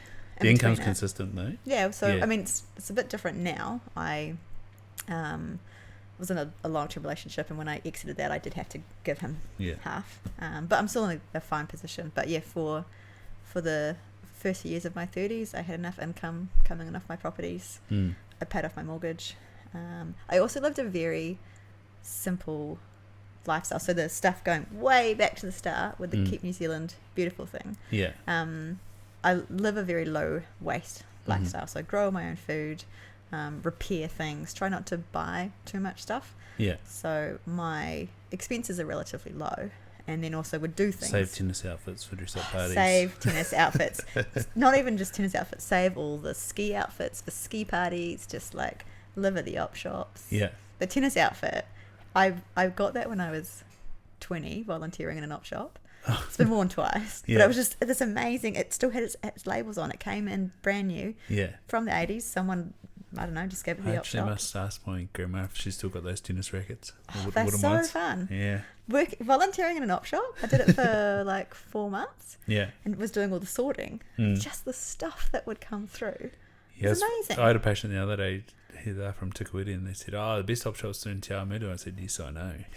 I actually would say, like, all through Taranaki. Yeah. Amazing. Taranaki's got some good stuff. Yeah. Good stuff there. Yeah. A few times I've thought about actually just going on a trip with an empty car, buying a bunch of stuff, bring it back to sell it. Yeah. Especially like Crownland crockery. Yeah. They sell it for like, 50 cents a plate over there. And all the little, Nicole's especially little church op shops. 4 swans. Yeah. And a bunch of cups. I had a swan when I was a teenager Yeah. from my grandma.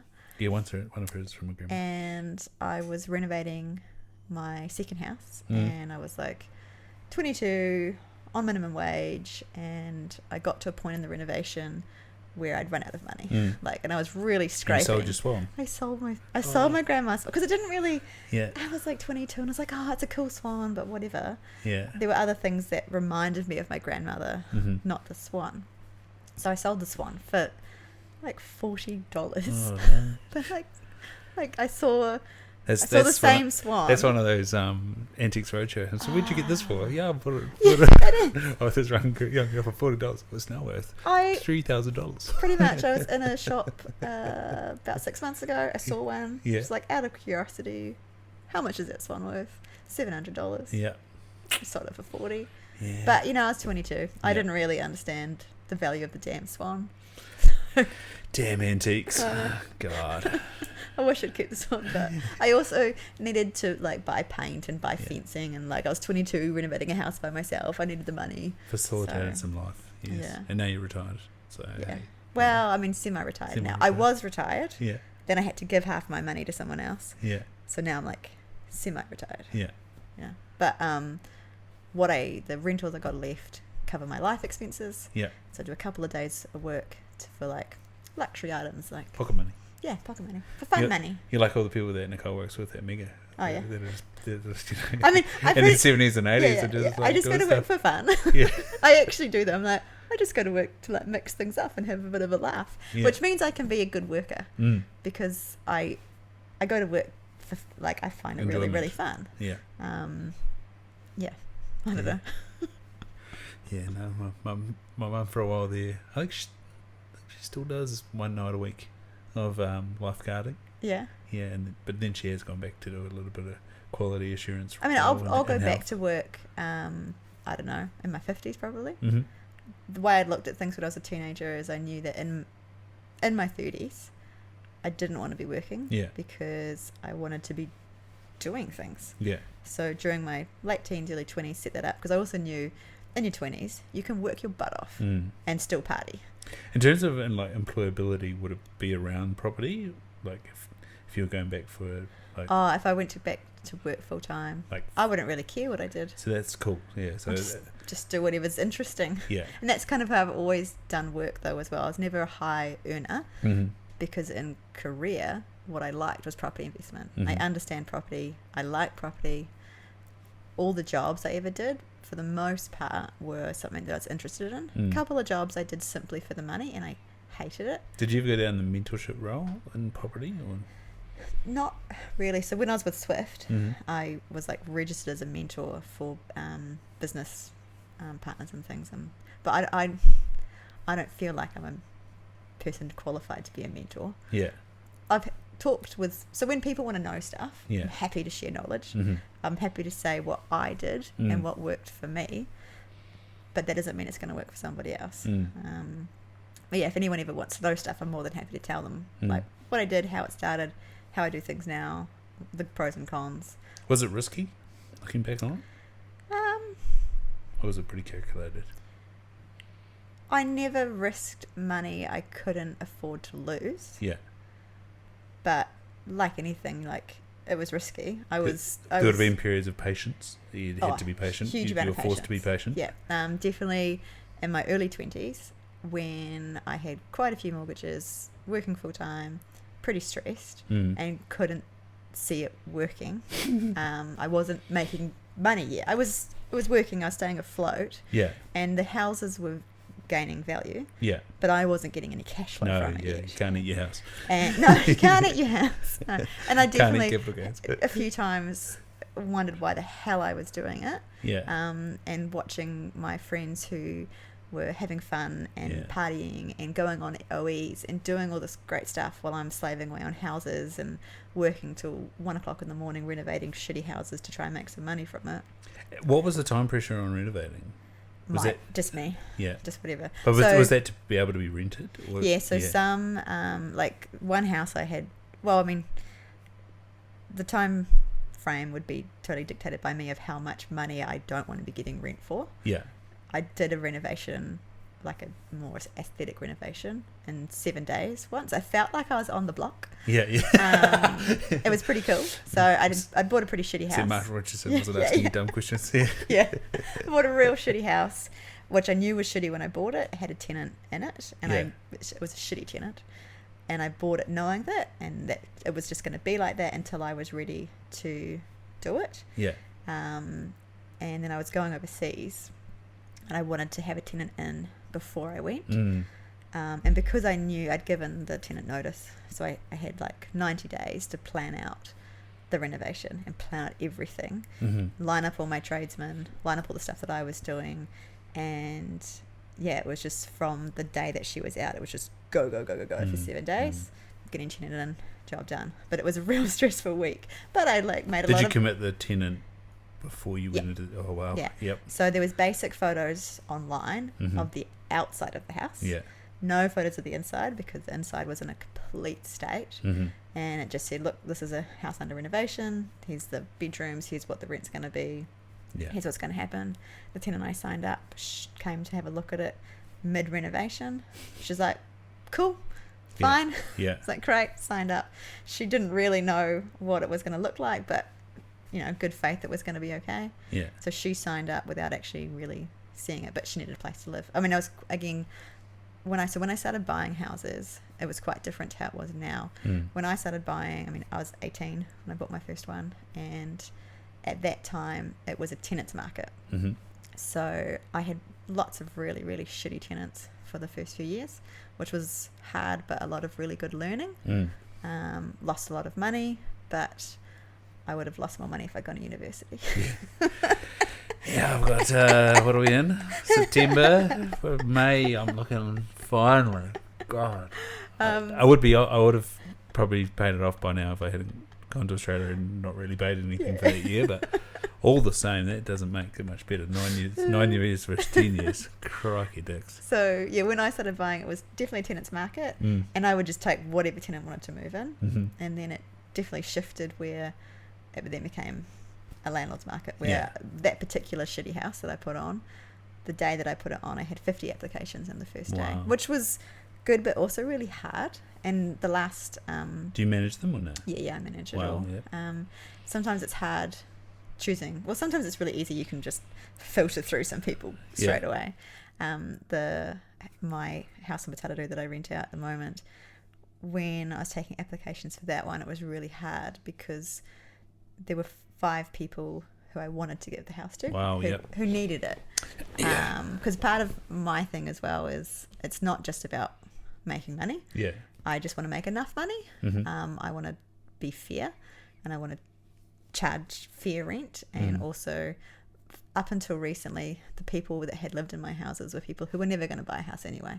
I don't want to be someone who's taking an opportunity away from someone to have their own home.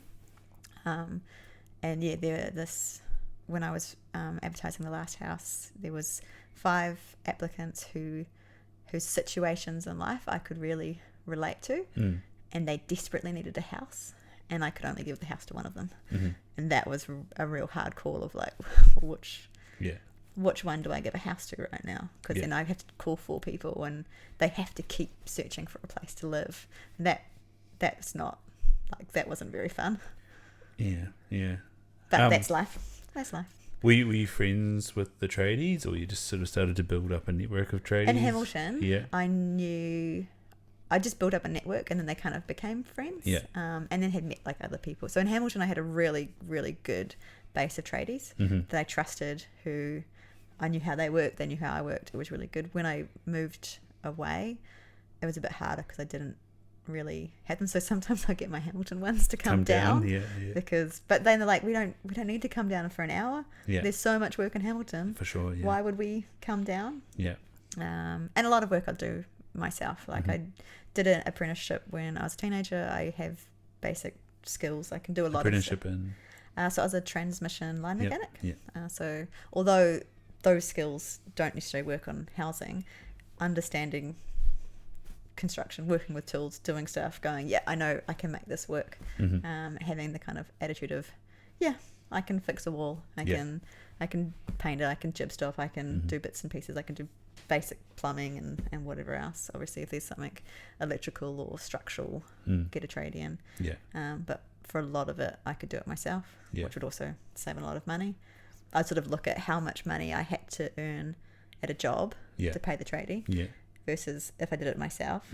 Often versus though, if it wasn't a job I was familiar with, like fucking it up. In time, eh? Be like, if I don't do it right, I'm better off just to pay someone.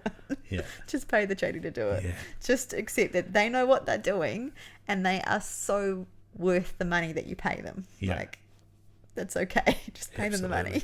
Absolutely. I built a fence with my neighbour in Cambridge, and he goes to me, the difference between you and me is I've got all the tools. And I was looking at him like, and you know what the fuck you're doing. Like, the post even, like, pour the concrete in and give it a wiggle, and then he'd check the line, give it another wiggle, and like, there we go. And I was just like, what did you even do, man? When I was doing renovation, like a lot of renovation work in the early years, I did get really good at it, and I could do things real fast. Then I stopped for a while, and I stopped buying houses for a while, and now when I got to do something at my house, I'm just like, I'm just gonna call a guy to do it. I had a broken pipe at the house a couple months ago, and I knew that I could probably fix it. It's like, if I dig it out, I can probably work out what's going on. I can probably replace the part, and I can probably sort it. Then it's gonna take me all day to fluff around, find the parts. I can call a plumber. I can pay him the $200, and he does it in 10 minutes. And he might have the thing stocked and just does it. Just done it straight away. And that's exactly what happened. I'm like, yep, cool. He had all the gear. He came in. Sure, I paid him like $200 for 10 minutes work, but it was totally worth it. He was worth it. With interest deductibility coming off, does that, in your opinion, motivate landlords to pay down the mortgage or no? Don't know. Nah. Depends on the person. It's still a leverage game. Yeah, it depends on how you've set it up and what's going on. Like, it didn't make that much of a difference. I don't think if you want to get into it, I don't think it's going to make a huge difference personally. It's just a different equation now, isn't it? It's the thing. It's just math. So for me, property investing was always maths. If the maths didn't work, don't buy the house. Pretty simple. And so it's just maths or how you want to set it up. I don't think it's going to really change that much. And the cliche stands that it's when you're buying. You're making the money based on what and how and when you're buying. Yeah, definitely. As cliched it is, pretty much. and the best time to buy, right now. Whatever the time is, right now. Okay. It's always right now. But it's still choosing that properly right now, right? Yeah, it's still choosing that. It's choosing right now, right? Yeah. No pressure. And it's like some of it's luck. Yeah. Does time sort of even out the fuck up? Like I said, sometimes you're forced to be patient. Like it gets better with time. Oh yeah. So my first few years were real hard. So hard. Wondering why I was doing it. Just like, was this a terrible idea? All my friends, like when I was 18, buying my first house, they're like, we're just finishing high school. Heading off to uni, whatever, and I'm going, I'm going to go buy a house. They're like, why are you doing that? How did you get this idea in your head? Like you said, your dad said, if you want to be a millionaire, you better go buy some houses. No, I had the idea before him. Okay, so I was like 14. I was always more mathematically inclined. I was also a really weird kid, so I was brought up homeschooled. I did start school in high school, but I was just a weird kid. And I did an accounting class when I was like 14 and learned a bit more about like business and money, and I was like, cool. And I kind of also wanted to buy a house anyway. The home situation I was in wasn't great. I actually just didn't want to be in it. So I was like, I just want to, and I like a home. I'm very much a home person.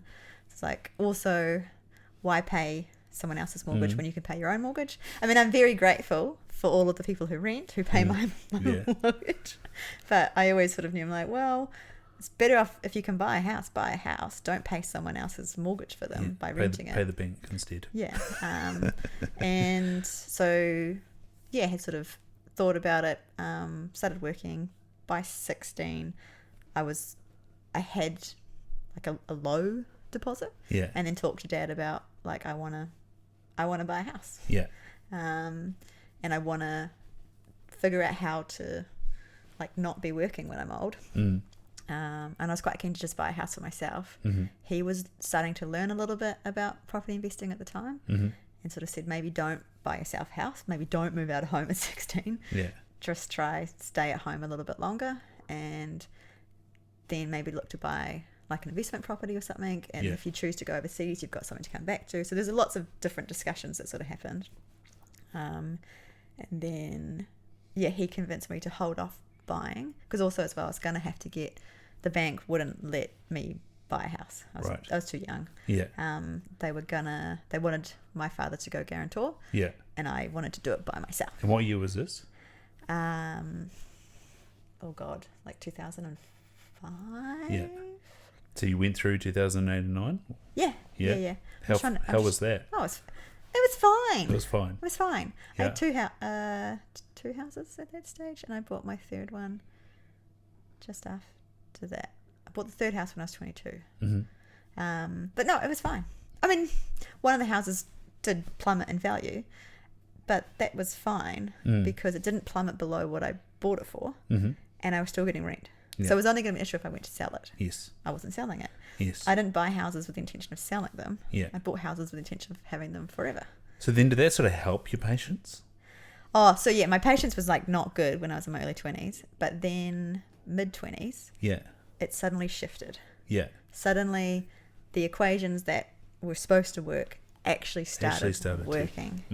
And because I was also like paying down. Yes. The real kind of where it changed a bit is I paid down a chunk and then could actually start really getting money in. And as in cash flow. Yeah, cash flow. Right, yeah. And then rents started adjusting, but because I'd bought the houses when I did, I could then also start adjusting and actually starting getting money in. And so then by like 28, I was working part-time, and the houses were bumping up the salary. Did you keep having to adjust how much income you needed? No.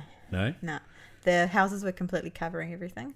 And although as I was becoming more, like, as I was paying down my house. 14, 15 years, did the amount of income you thought you needed early on, did that increase? Nah. Not really? So I've never been a high earner. The equation was simply the houses. Yeah. The wages didn't, like, my wages stopped funding houses within a few years, and the houses were funding them. So I was propping things up for the first couple of years, and then I stopped propping it up, and the houses were looking after themselves. I wasn't drawing from it yet, but they were looking after themselves. And then it would have been... So did you sort of based your living on the wage you had? Yeah. Cool. Yeah. So my wage... Well, actually, I mean, I was having a pretty good life because until the houses started making money, my wage was just like taking care of my personal home and then whatever else I wanted to do.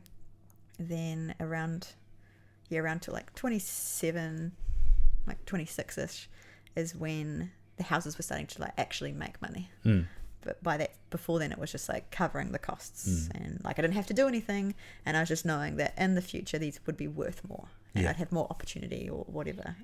And then I started actually making money. I mean, I'd draw money, and I was like, oh, I've got 2 salaries right now. This is great. So then was dumping money on my personal home, so that by 30 I was mortgage free, and then that was the game changer, because so much of your money goes on your mortgage. Yeah. And then when you're not paying a mortgage anymore, you're like, cool. I can either go and I can keep doing this job and keep earning lots of money for the future or for whatever, or I can pull that right back and go do all the things that I want to do, because I might die tomorrow, and I would like to have done lots of interesting things with my time. Yeah, no, it's pretty busy, and Race bikes. Pretty much. Just like go and race the bikes. Not race well, just race them. I'm getting better all the time. I mean, I got a podium on the weekend. I was pretty stoked. Yeah. First and second place, kicked my ass, but I got third, got on the podium. Yeah. That's what matters. Nice. Yeah. And like you said, the club in Tokoroa and people that you're out there with, it's all pretty community stuff. Yeah.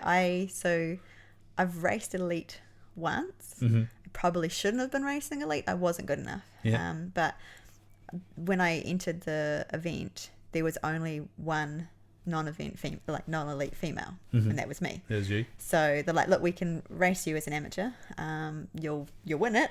I was like, I don't want to race. Yeah. Just like, I'd rather race with the elites and come last than get on a podium mm-hmm. because I was the only person who entered.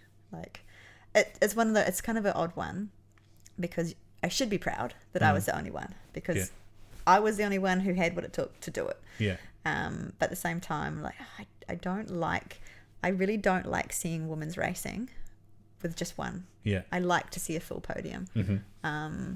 So that's like just one, because a lot of the like when I first got into it, I'd have a few podiums because I was the only one. Mm-hmm. And the few years that I've been racing, it's been really cool to see the growth. Mm-hmm. And so now it's very, very, very rare that I get a podium, which is great because mm-hmm. there's heaps more women racing. Nice. I went from sort of like sometimes only 8% female to some races now like 25% female, which is awesome. The race I'm doing in October, last year was the first time it was run. It was 9% female. And this year, I don't know the stats yet, but I think it's doubled and how many it is. But yeah. Do clubs have bikes? Like when I did cycling as youth though, we had fixed wheel. There was a series of fixed wheel bikes that people could join in on. Yeah, so we've got kids' bikes at Tokoroa. Yeah. So as well as like being the token female, I run a monthly beginner women's session, mm-hmm. which I'm not a coach or anything. Mm-hmm. It's basically have a go. Come for a ride. I'll talk to you about the trails. I'll make sure that you get through happy and safely, and it just it's more of a confidence building for women who want to get into bikes. Mm-hmm. Because women who are confident in bikes, they're already out there doing it. Yeah. It's that getting into it when your husband or your sons or whatever else is really good at bikes and you try to go for a ride with them and you can't keep up and they don't understand, like, starting at a later age is scary, mm-hmm. and women's and men's brains work differently. Mm-hmm. So it's just a real casual ride just to kind of help with confidence building. So then when they do go out with other people, they're happy. So that's once a month. And then I've been in the summer months helping with the kids' rides. Mm-hmm. So we've got a selection of bikes up as part of the club. So if kids don't have a mountain bike, mm-hmm. they can come along. We do a weekly after-school ride. What ages are they? Well, we sort of say 7 should be the youngest. Mm-hmm. We've had a couple of 5-year-olds. And if they've got their parent with them, it's okay. I don't like anyone under the age of 7 without their parent for the first couple of rides. Falling off, being able to manage that. Oh no, the falling off's fine. It's more just seeing make sure the kids are comfortable. Yeah. And seeing what their ability is and what they can handle and what pace they can handle. We try to split the groups into abilities so that all the kids get a really good ride. But we're volunteers. If we only have one adult show up that week, well, all the kids are riding at the same pace. Yeah. And also as well, just the kids under 7. It sort of seems to be the 5 and 6-year-olds can't quite get it. Yeah, I pushed the girls the other week. We went 8.8k walk, and by the end, Billy was on an edge. Yeah. I was like, just breathe. And we want them to have walking, fun. We want them to enjoy it. Yeah, and that's right. Want to do it. I was not going to let her get upset about it, but I was like, you can, I sort of knew that we were nearly there. I was like, we've got this one little kick-ass 5-year-old girl in the club. So her brother's mountain bike, and then her dad does. And so when sometimes the parents drop the boys off, otherwise the parents will come along. Yeah. And she's 5, and we took her down one of our most advanced trails last summer, and I took the boys down, and then her dad was with her just to get her through. And I was like, is this a good idea? Yeah. She's 5. Yeah.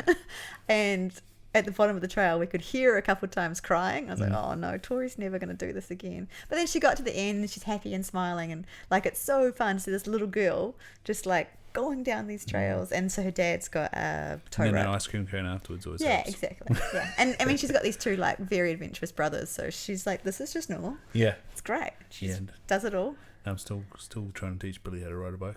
But that's fine. I didn't learn to ride a bike until I was 8. Well, just start. Yeah. So it's like 5 o'clock. We're starting again term 4. Yeah. Got a bike. Just bring along. So I normally come along so that we've always got like a male and a female for the like taking the kids club.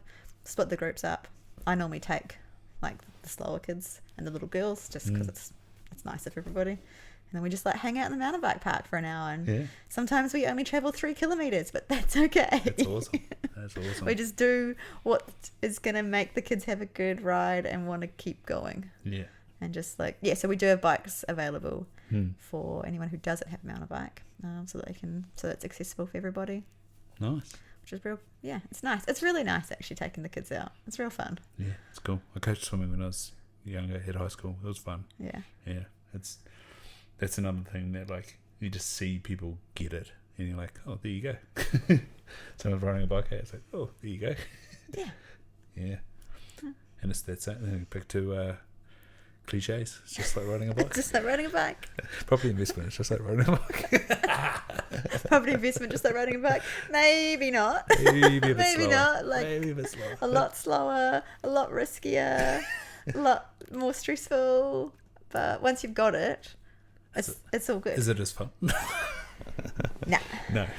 Can facilitate. Well, I mean, I'm riding my bike a lot more than investing in property now. That's right. Yeah. Facilitated fun. Yeah. I'm quite happy not really being like a super active landlord. At the peak, I think I was only managing. Well, I was managing 5 at my peak, and that was stressful. Because it's not just managing a house; you're managing people and their dramas and what's going on. And I had, and because my goal was to also be as socially aware as possible with being a landlord. Like there's plenty of, I didn't want to be a boomer landlord. My dad's one. I'm always like, Dad. Under the bus. Seriously, man, you're what gives property investors a bad name. Yeah. He's better now. Like I've kind of worked him down over the years of like trying to be a better landlord. Yeah. Or maybe he's just matured, I don't know. But at one point I had a pretty not great tenant, and ended up running a savings account for her because just to teach her how to manage money. Because my goal is that eventually every tenant leaves because they've bought a house. Yeah. Like that's what I want to happen. And I've got a young couple at the moment who really want to buy a house. They're a few years off it. Had a real good chat with them a few weeks ago, just them asking questions about like options they could do or how to do things, and they'll get there. Do you like these kaianga order type things? Government sort of taking a share of your house? Because like I said, you're better off paying down your house. Yeah. They're taking a percentage of equity though, not an amount. Yeah. I'm gonna tap out of that one. Yeah, don't know enough about it. Yeah. And also just don't want to I'm like real fence sitter and avoid political conversations. Yeah. And I'm just like, it's a little bit, I would say probably I'm more against it than I am for it. Yeah. That's just me. Yeah, no. I've just sort of heard it. First time buyer, give away some of your equity. Yeah. And I'm like the first house I bought was with the help of my ex's dad, so it's like it was kind of the same. We gave away equity. Yeah. I guess as well, the first house, all the houses I bought were just, I was just like, no, I don't want anyone else touching this stuff. Mm-hmm. Although in saying that, I didn't set myself up properly and then someone else got up. Yeah. That was a dumb move. Paperwork, guys. Yeah, Paperwork. We want prenup. Prenup. Look after yourself. Yeah. And if someone doesn't want a prenup, red flag, walk away. Yeah. Prenup. Prenup. Prenup. We're all mature adults now. Okay? Yeah. prenup. That's what you've got to try and understand as a 20-year-old. Yeah. You are the adult. You've got to make an adult decision. Yeah. That's hard. I don't know how I'd tell myself that. Yeah. Well, I wanted paperwork. Yeah. And the other person didn't want paperwork. And then I was just like, that's probably why. Should have seen that someone not seeing the bigger picture of the paperwork doesn't just protect me, it protects both of us from anything in the future. And do some paperwork when you're in a good space. And everything's okay. Should it not be okay? It's like, that's what's great about Nicole and I. We're both started from scratch, so it's wonderful. Yeah, I'm just like, no. If I meet someone now, I'm like, paperwork. And if you're not cool with it, see ya. Yeah. So that's why 3.5 years later, I'm still on my own. Yeah. It's a terrible. Oh, come on, people.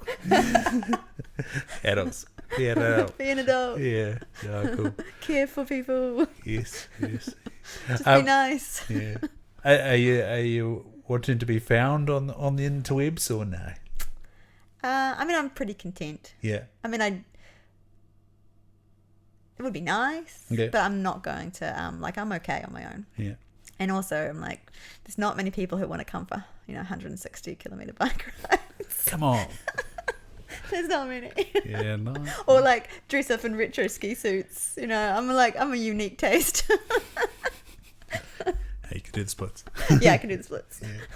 Yeah. When I did a race in 80, like it was a women's day race. Yeah. It was a dress out 80s, so I was like, I'm there, obviously, dressed up in a little 80s outfit to do this race, and in like a little leotard, and then for one of them, I because I'm a bit flexy, so like lifted my leg up, took a photo. Hyper flexible, or yeah. Okay. So I've had a lot, and also had a lot of knee and elbow issues because I'm hyper flexible. So it's a problem. And then took a photo and like heaps of comments like, oh, so flexible. And I was like, oh, well, I did the splits later. Like I'm actually way more flexible. I'm like, where's the photo of the splits? It's like, I'm not putting that on the internet. And it was like, now there's lots of them. Now there's so many of them. It was like, if you can do the splits, you should definitely put that on the internet. It's like, no, like I don't know. Just in John Van Dam. And then, and for cyclists as well. Apparently no other cyclists can do the splits. My coach is like, I can't believe you could do the splits. Like that's not normal for a cyclist. I was like, well, I'm not a normal person. So those quads that get in the road, do they? A little bit now. Yeah, they are a bit tighter from all the cycling.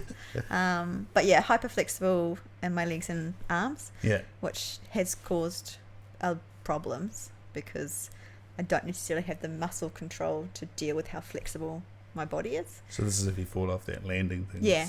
And I've had issues with it. Yeah. And I've got to work on the strength to deal with the flexibility. And at one point I tore my rotator cuff. I've actually torn both of them. But was at the physio wanting to get my range of motion back because it was just not there. Like, you've already got too much range of motion. It's like, right. I don't have the range of motion I used to have though. Yeah. Like, well, you shouldn't have had that range of motion anyway. We need stability. Because I did gymnastics as a kid, which I'm pretty sure. Well, my father, so all four of us girls did gymnastics. My dad has always said that I was the more flexible of them and more hyper flexibility, and my elbows do weird things and can still do the splits, which everyone apparently loves. So it's everywhere now. Like, yeah, it's fun. Whatever. Nice. It used to just come out as a party trick. Yeah. Now it's just like all the time. Now it's for the gram. Yeah, it's totally for the gram. I was up split ends in Rotorua the other day. I'm like, split ends, let's do the splits. Why not? Dearly. Just because can't think of a reason not to. So it's just everywhere now.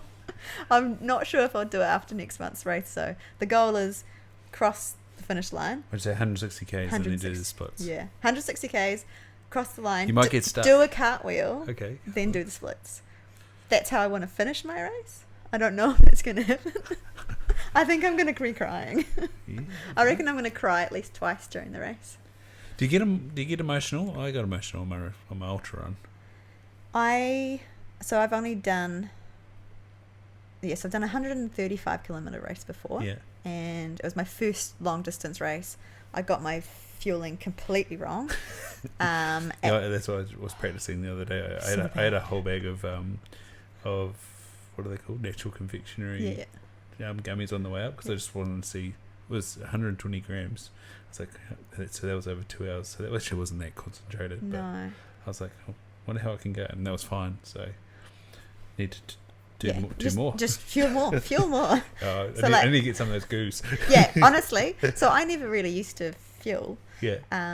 And I went out for a coaching session at one point, and I had no fueling for this 50-kilometer ride. And the guy I was training with is like, if this is what you can do without fueling, pretty cool to see what you can do if you actually fuel your body. And that's been a weak point for me. And it's one of the things my coach and I work on the most is fueling myself for a race, especially for the climbing, because I'm just so tired for it. So yeah, the longest one so far was 135, but it wasn't technical. Yeah. And the climbing wasn't as much. But I got to 85 kilometers into the race, and I was just like, I don't want to do this anymore. Yeah. And I still had like so much further to go to get back to the start. Then and didn't have anything to like. Yeah. So thankfully there was some aid stations for the race. So I was just fueling up at I'd run out of food in my bag, and I was just fueling up at the aid stations. Do you carry a backpack? Yeah. So for long distance, I've got a little 1.5 litre of water on the back. One bottle on my bike, that's just water in my back, electrolytes in the bottle on my bike, and then I've got a little carriage, like a little bag on my top tube with snacks and foods in it, and then in my pockets I'm full of food, and that's normally enough. If in summer, that's enough to get me through 60 kilometres, and then I need, depending on the distance, need more than that. I learnt that in my 135 kilometre race. And you haven't dabbled on liquid calories, tailwinds and the like? I used to use Tailwind. Yeah. And I found Tailwind really good for up to 5 hours. Okay.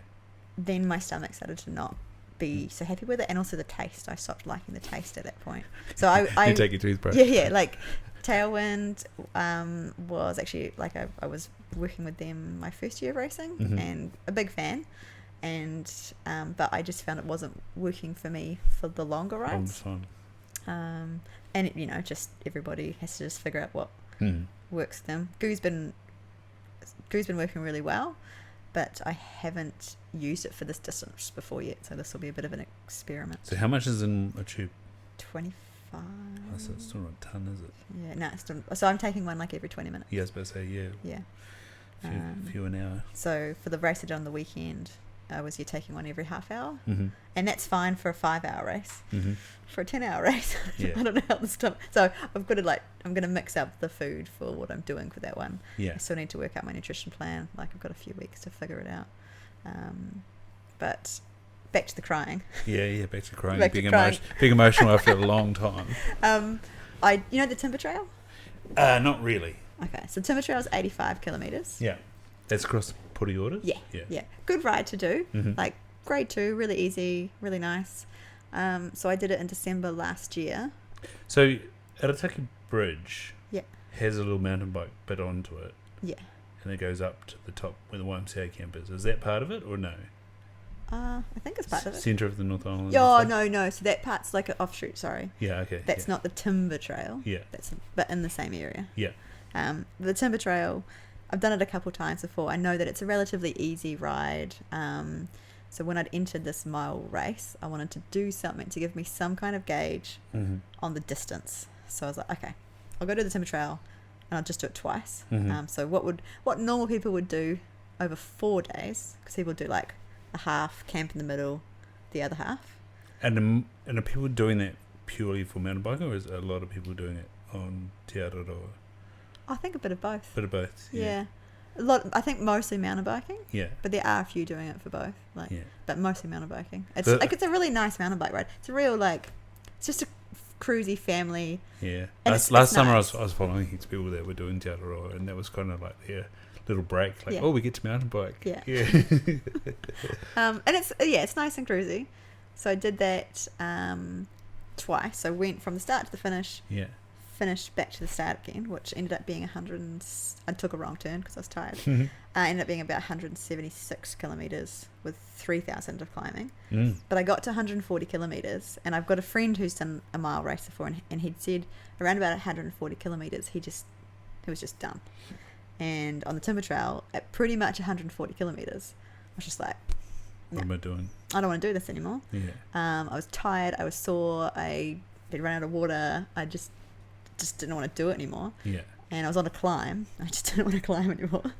And I just there was a storm coming in. I was by myself. I had no cell phone reception. It was really responsible situation. And I just put my bike on the ground. I was like, no, I'm done. I just sat down. Yeah. And it was this real weird thing of like two parts of the brain. Just one that was just so angry and had enough and was ready to die and didn't want to do it. And the other part was like, there's only one baby back to your car. Yeah. You have to keep going. And I probably sat there for about 5 minutes. Do you have any mantras in your head or anything? Like, Tony Dodds told me it's gonna hurt, but the hurt never gets any worse. And then Kane Briscoe was like, you'll get to the finish line one way or another. Yeah. I tested little words. So my race on the weekend, so I've done all like the physical training for this race that's coming up, and the last part was sort of testing nutrition training and motivational talk. Mental ideas. Because for 160 kilometers, I know that I'm going to go into some sad places where I don't want to do it anymore. Yeah. And what's going to keep me going. Mm-hmm. And so for this last race, I printed out a bunch of little quotes, stuck them to my handlebars to see which ones resonated. Which ones worked when I was a bit sore and a bit hurt. And I didn't actually end up using them. Yeah. But mainly because I kind of knew they were there. A lot of it was just like, this is just one day. Or like, I haven't trained to, like, when it comes to like nutrition, of like, I don't like to fuel too much because it stuffs my sleep. It's like, well, you haven't trained to sleep. Yeah. Eat the food. As in, you're gonna have a shit sleep after the race. Yeah, you didn't. Yeah, but you're also sore. like you're not training to sleep. You're training to win a race. So eat the food, keep pushing, keep going. Yeah. Your gears got caffeine in them too. Yeah. Some do and some don't. Yeah. So it's a mixture of both. And then some of the stuff that's kind of worked the best for me, which is like not coming from a great space, is like one of the ones that was on my handlebars was like, I'm just going to keep going. It's like, you've been hurt worse than this. This doesn't actually hurt that much. Like, this is just one day, keep going. And because it's just when you're tired and it's just climbing up the hills. It's so steep. It's just so steep. I don't like doing it. And you're tired. I guess a good thing on a bike is going down the hills, you're using the brakes, as opposed to running down the hills, you're using the brakes. But going down the hills when you're tired and fast, and there's like it's dangerous. Roots and rocks and drops, like if you have a moment lapse in concentration, that can be your day over. And then you're really sore. You're really, really sore. Because you broke it. Yeah, and you broke your $7,000 bike. And then you're really sore. Sore for months. Oh, dear. Right. But yeah, like I think I'm probably going to cry at like about 140 kilometers. I'm probably going to cry when I cross the finish line after I do my cartwheel and the splits. Yeah. Just from exhaustion, and finally doing it, and after that distance and how tired you are, like nothing's really making sense anymore. So. And then it's on to 24-hour races. 24-hour races where there's lots of crying. Every 4 hours. Have a cry. It's a stress release. Yeah. Then you're good to go again. Just have a cry. Maybe that's the way you put it on there. This is just releasing energy. Yeah. What is Aroha's way? It's like emotions are just energy in motion. Let it go, let it flow. Yeah. Just roll with it. Have a cry. Move on. Nice. I love a good cry. Well, I don't actually. No? But afterwards. Yeah. It's like a necessary evil. Release the energy. Yeah. Sometimes like, I haven't cried in a month, but have a cry. It's scheduled. Yeah. Although sometimes the monthly cycle just sorts it out and have a cry. Have a cry. Just have a cry. I'm just crying today. Oh gosh, yes, follow your cycle. Just have a cry. And it'll help things make sense. Why do I feel so shit today? Yeah, okay, I'm going to have a cry now. Wouldn't be worried just to say men are like Hiluxes. They go and go and go and then they blow up. Women are like Formula 1 engines. God knows you need like 1,000 engineers to figure it out. Probably. But high performance engines. Even on that, so with my coach, one thing I really love about working with him is he's really keen on working with the female body for my training.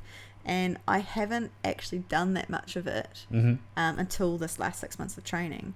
And it has completely changed how I train and what days I can do effective training and what days I actually just do yoga because it doesn't make sense. But like on the science of working out women and formula racing or whatever, it actually was a little bit alarming how little women have been studied because it's so hard. Yeah. And even in this 5 months of training, I've had so many changes within my body that it's been very hard to track things and work out what's going on. and my cycles changed heaps. And my coach was like, well, why? What's going on? I'm like, well, I don't know. I don't know. I'm still figuring it out too. Yeah.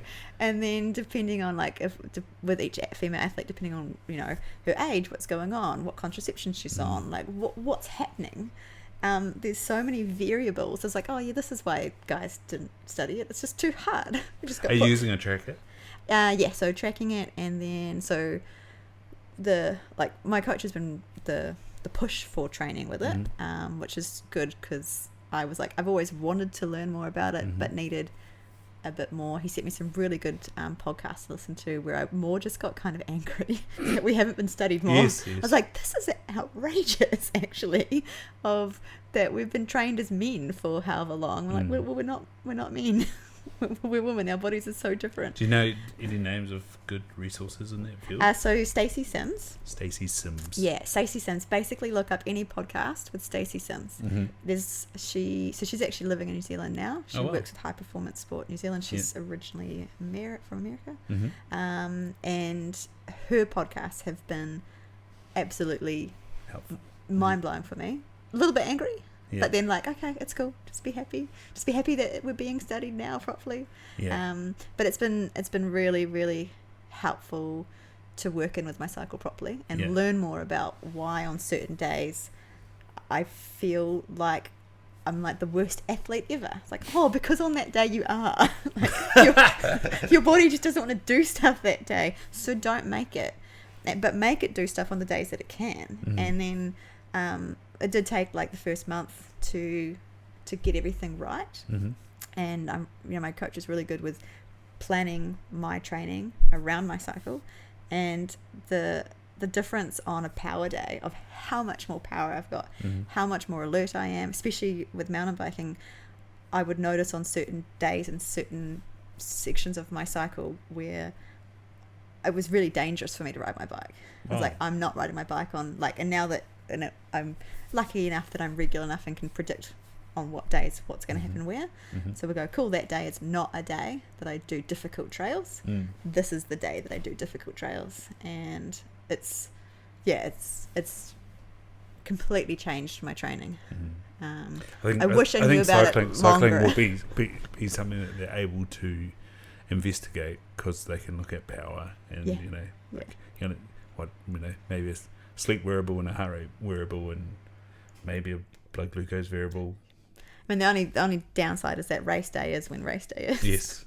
I can plan all my training around things. I'm like, well, race day doesn't line up. No. That sucks. and that's like I would say about sleep wearables. That you're not ready today. I'm not going to train today. It's the same. Well, race day is race day. Well, race day is race day, and if you've been nervous and haven't slept very well, and your preparedness is low, guess what? You've got a race, and you never sleep well before a race. Yeah. I don't think anyone does. My race starts at 5 a.m. I don't know how I'm going to sleep for that one. Yeah. I'm going to stay over there. So I prefer to stay at home in Taupō before a race because I get a good sleep.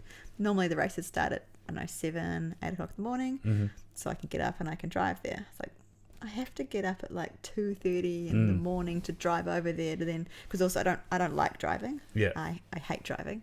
It makes me pretty I'm quite wired after driving, so I need time to calm down again.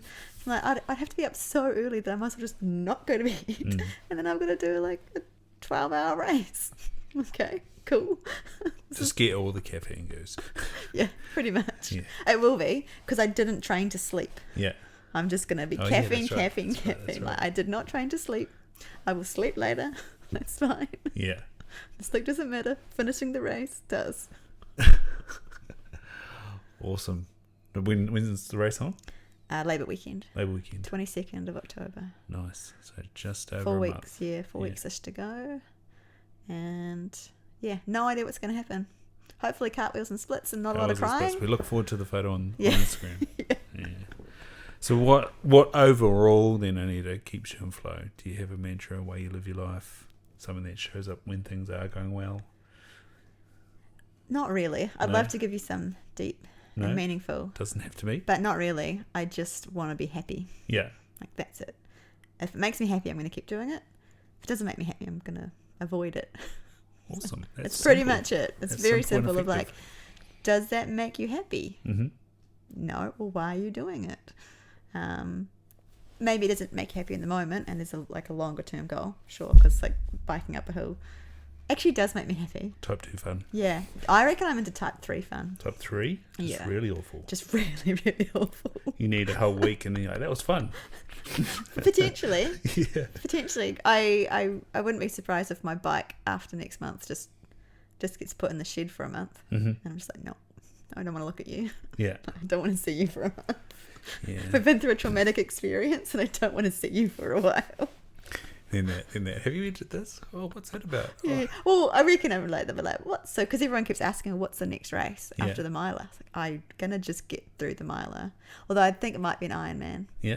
I went and did a mountain bike ride with an Ironman friend who got fourth in like the New Zealand Ironman last year. Mm-hmm. So he's an athlete. Mm. And I took him out for a mountain bike ride, and about 40 kilometres into it, he was just like, nah. Not keen. Don't think I can do this anymore. He couldn't keep up, and he couldn't do it. And then at about 60 kilometres, we had to have a conversation of he's now holding up my training and becoming a problem. Like, well, he's an athlete. He gets it. It was fine. And I have to leave you. Otherwise, I'm not going to get what I need to achieve today done, which was the Timber Trail day. Yeah. So I just had to leave him. And that's why you're by yourself. That's why I was by myself, because he couldn't do it. Like, bless him, but he couldn't do it. Yeah. And then that night he sent a message just like holy shit, you did it, because I don't think he thought I was going to do what was required of me that day. I was like, of course I'm going to do it. Yeah. And did say, if you can do that, you can 100% do an Ironman. Yeah. So maybe Ironman is what's next. I don't know how to swim though. Well, I mean, like, I can flail about in the water. Yeah. I can't swim properly. No, I think there's plenty of people that have overcome that for an Ironman. Yeah, and living in Taupō, it's Ironman central. I think Simon Cochrane. It's got to be done. Simon Cochrane learned to swim at 24. I think that was right. So I can learn to swim at 37, right? Yeah. It'll be fine. Now he's an Ultraman world record holder. Yeah. But to answer the question, there's nothing really. It's just being happy. Be happy. Yeah, be happy. Be grateful. Be content. And just try to live well. Is really it. Awesome. Yeah. Thank you, Anita. No worries. This was so much fun. Good. Hopefully insightful, and we went all over the place, and that's always fun too. Yeah. Splits and cartwheels. That's what this. Splits and cartwheels. That's what this podcast is. Life less ordinary. So just enjoy it. Thank you. Cool. Thank you. Cheers.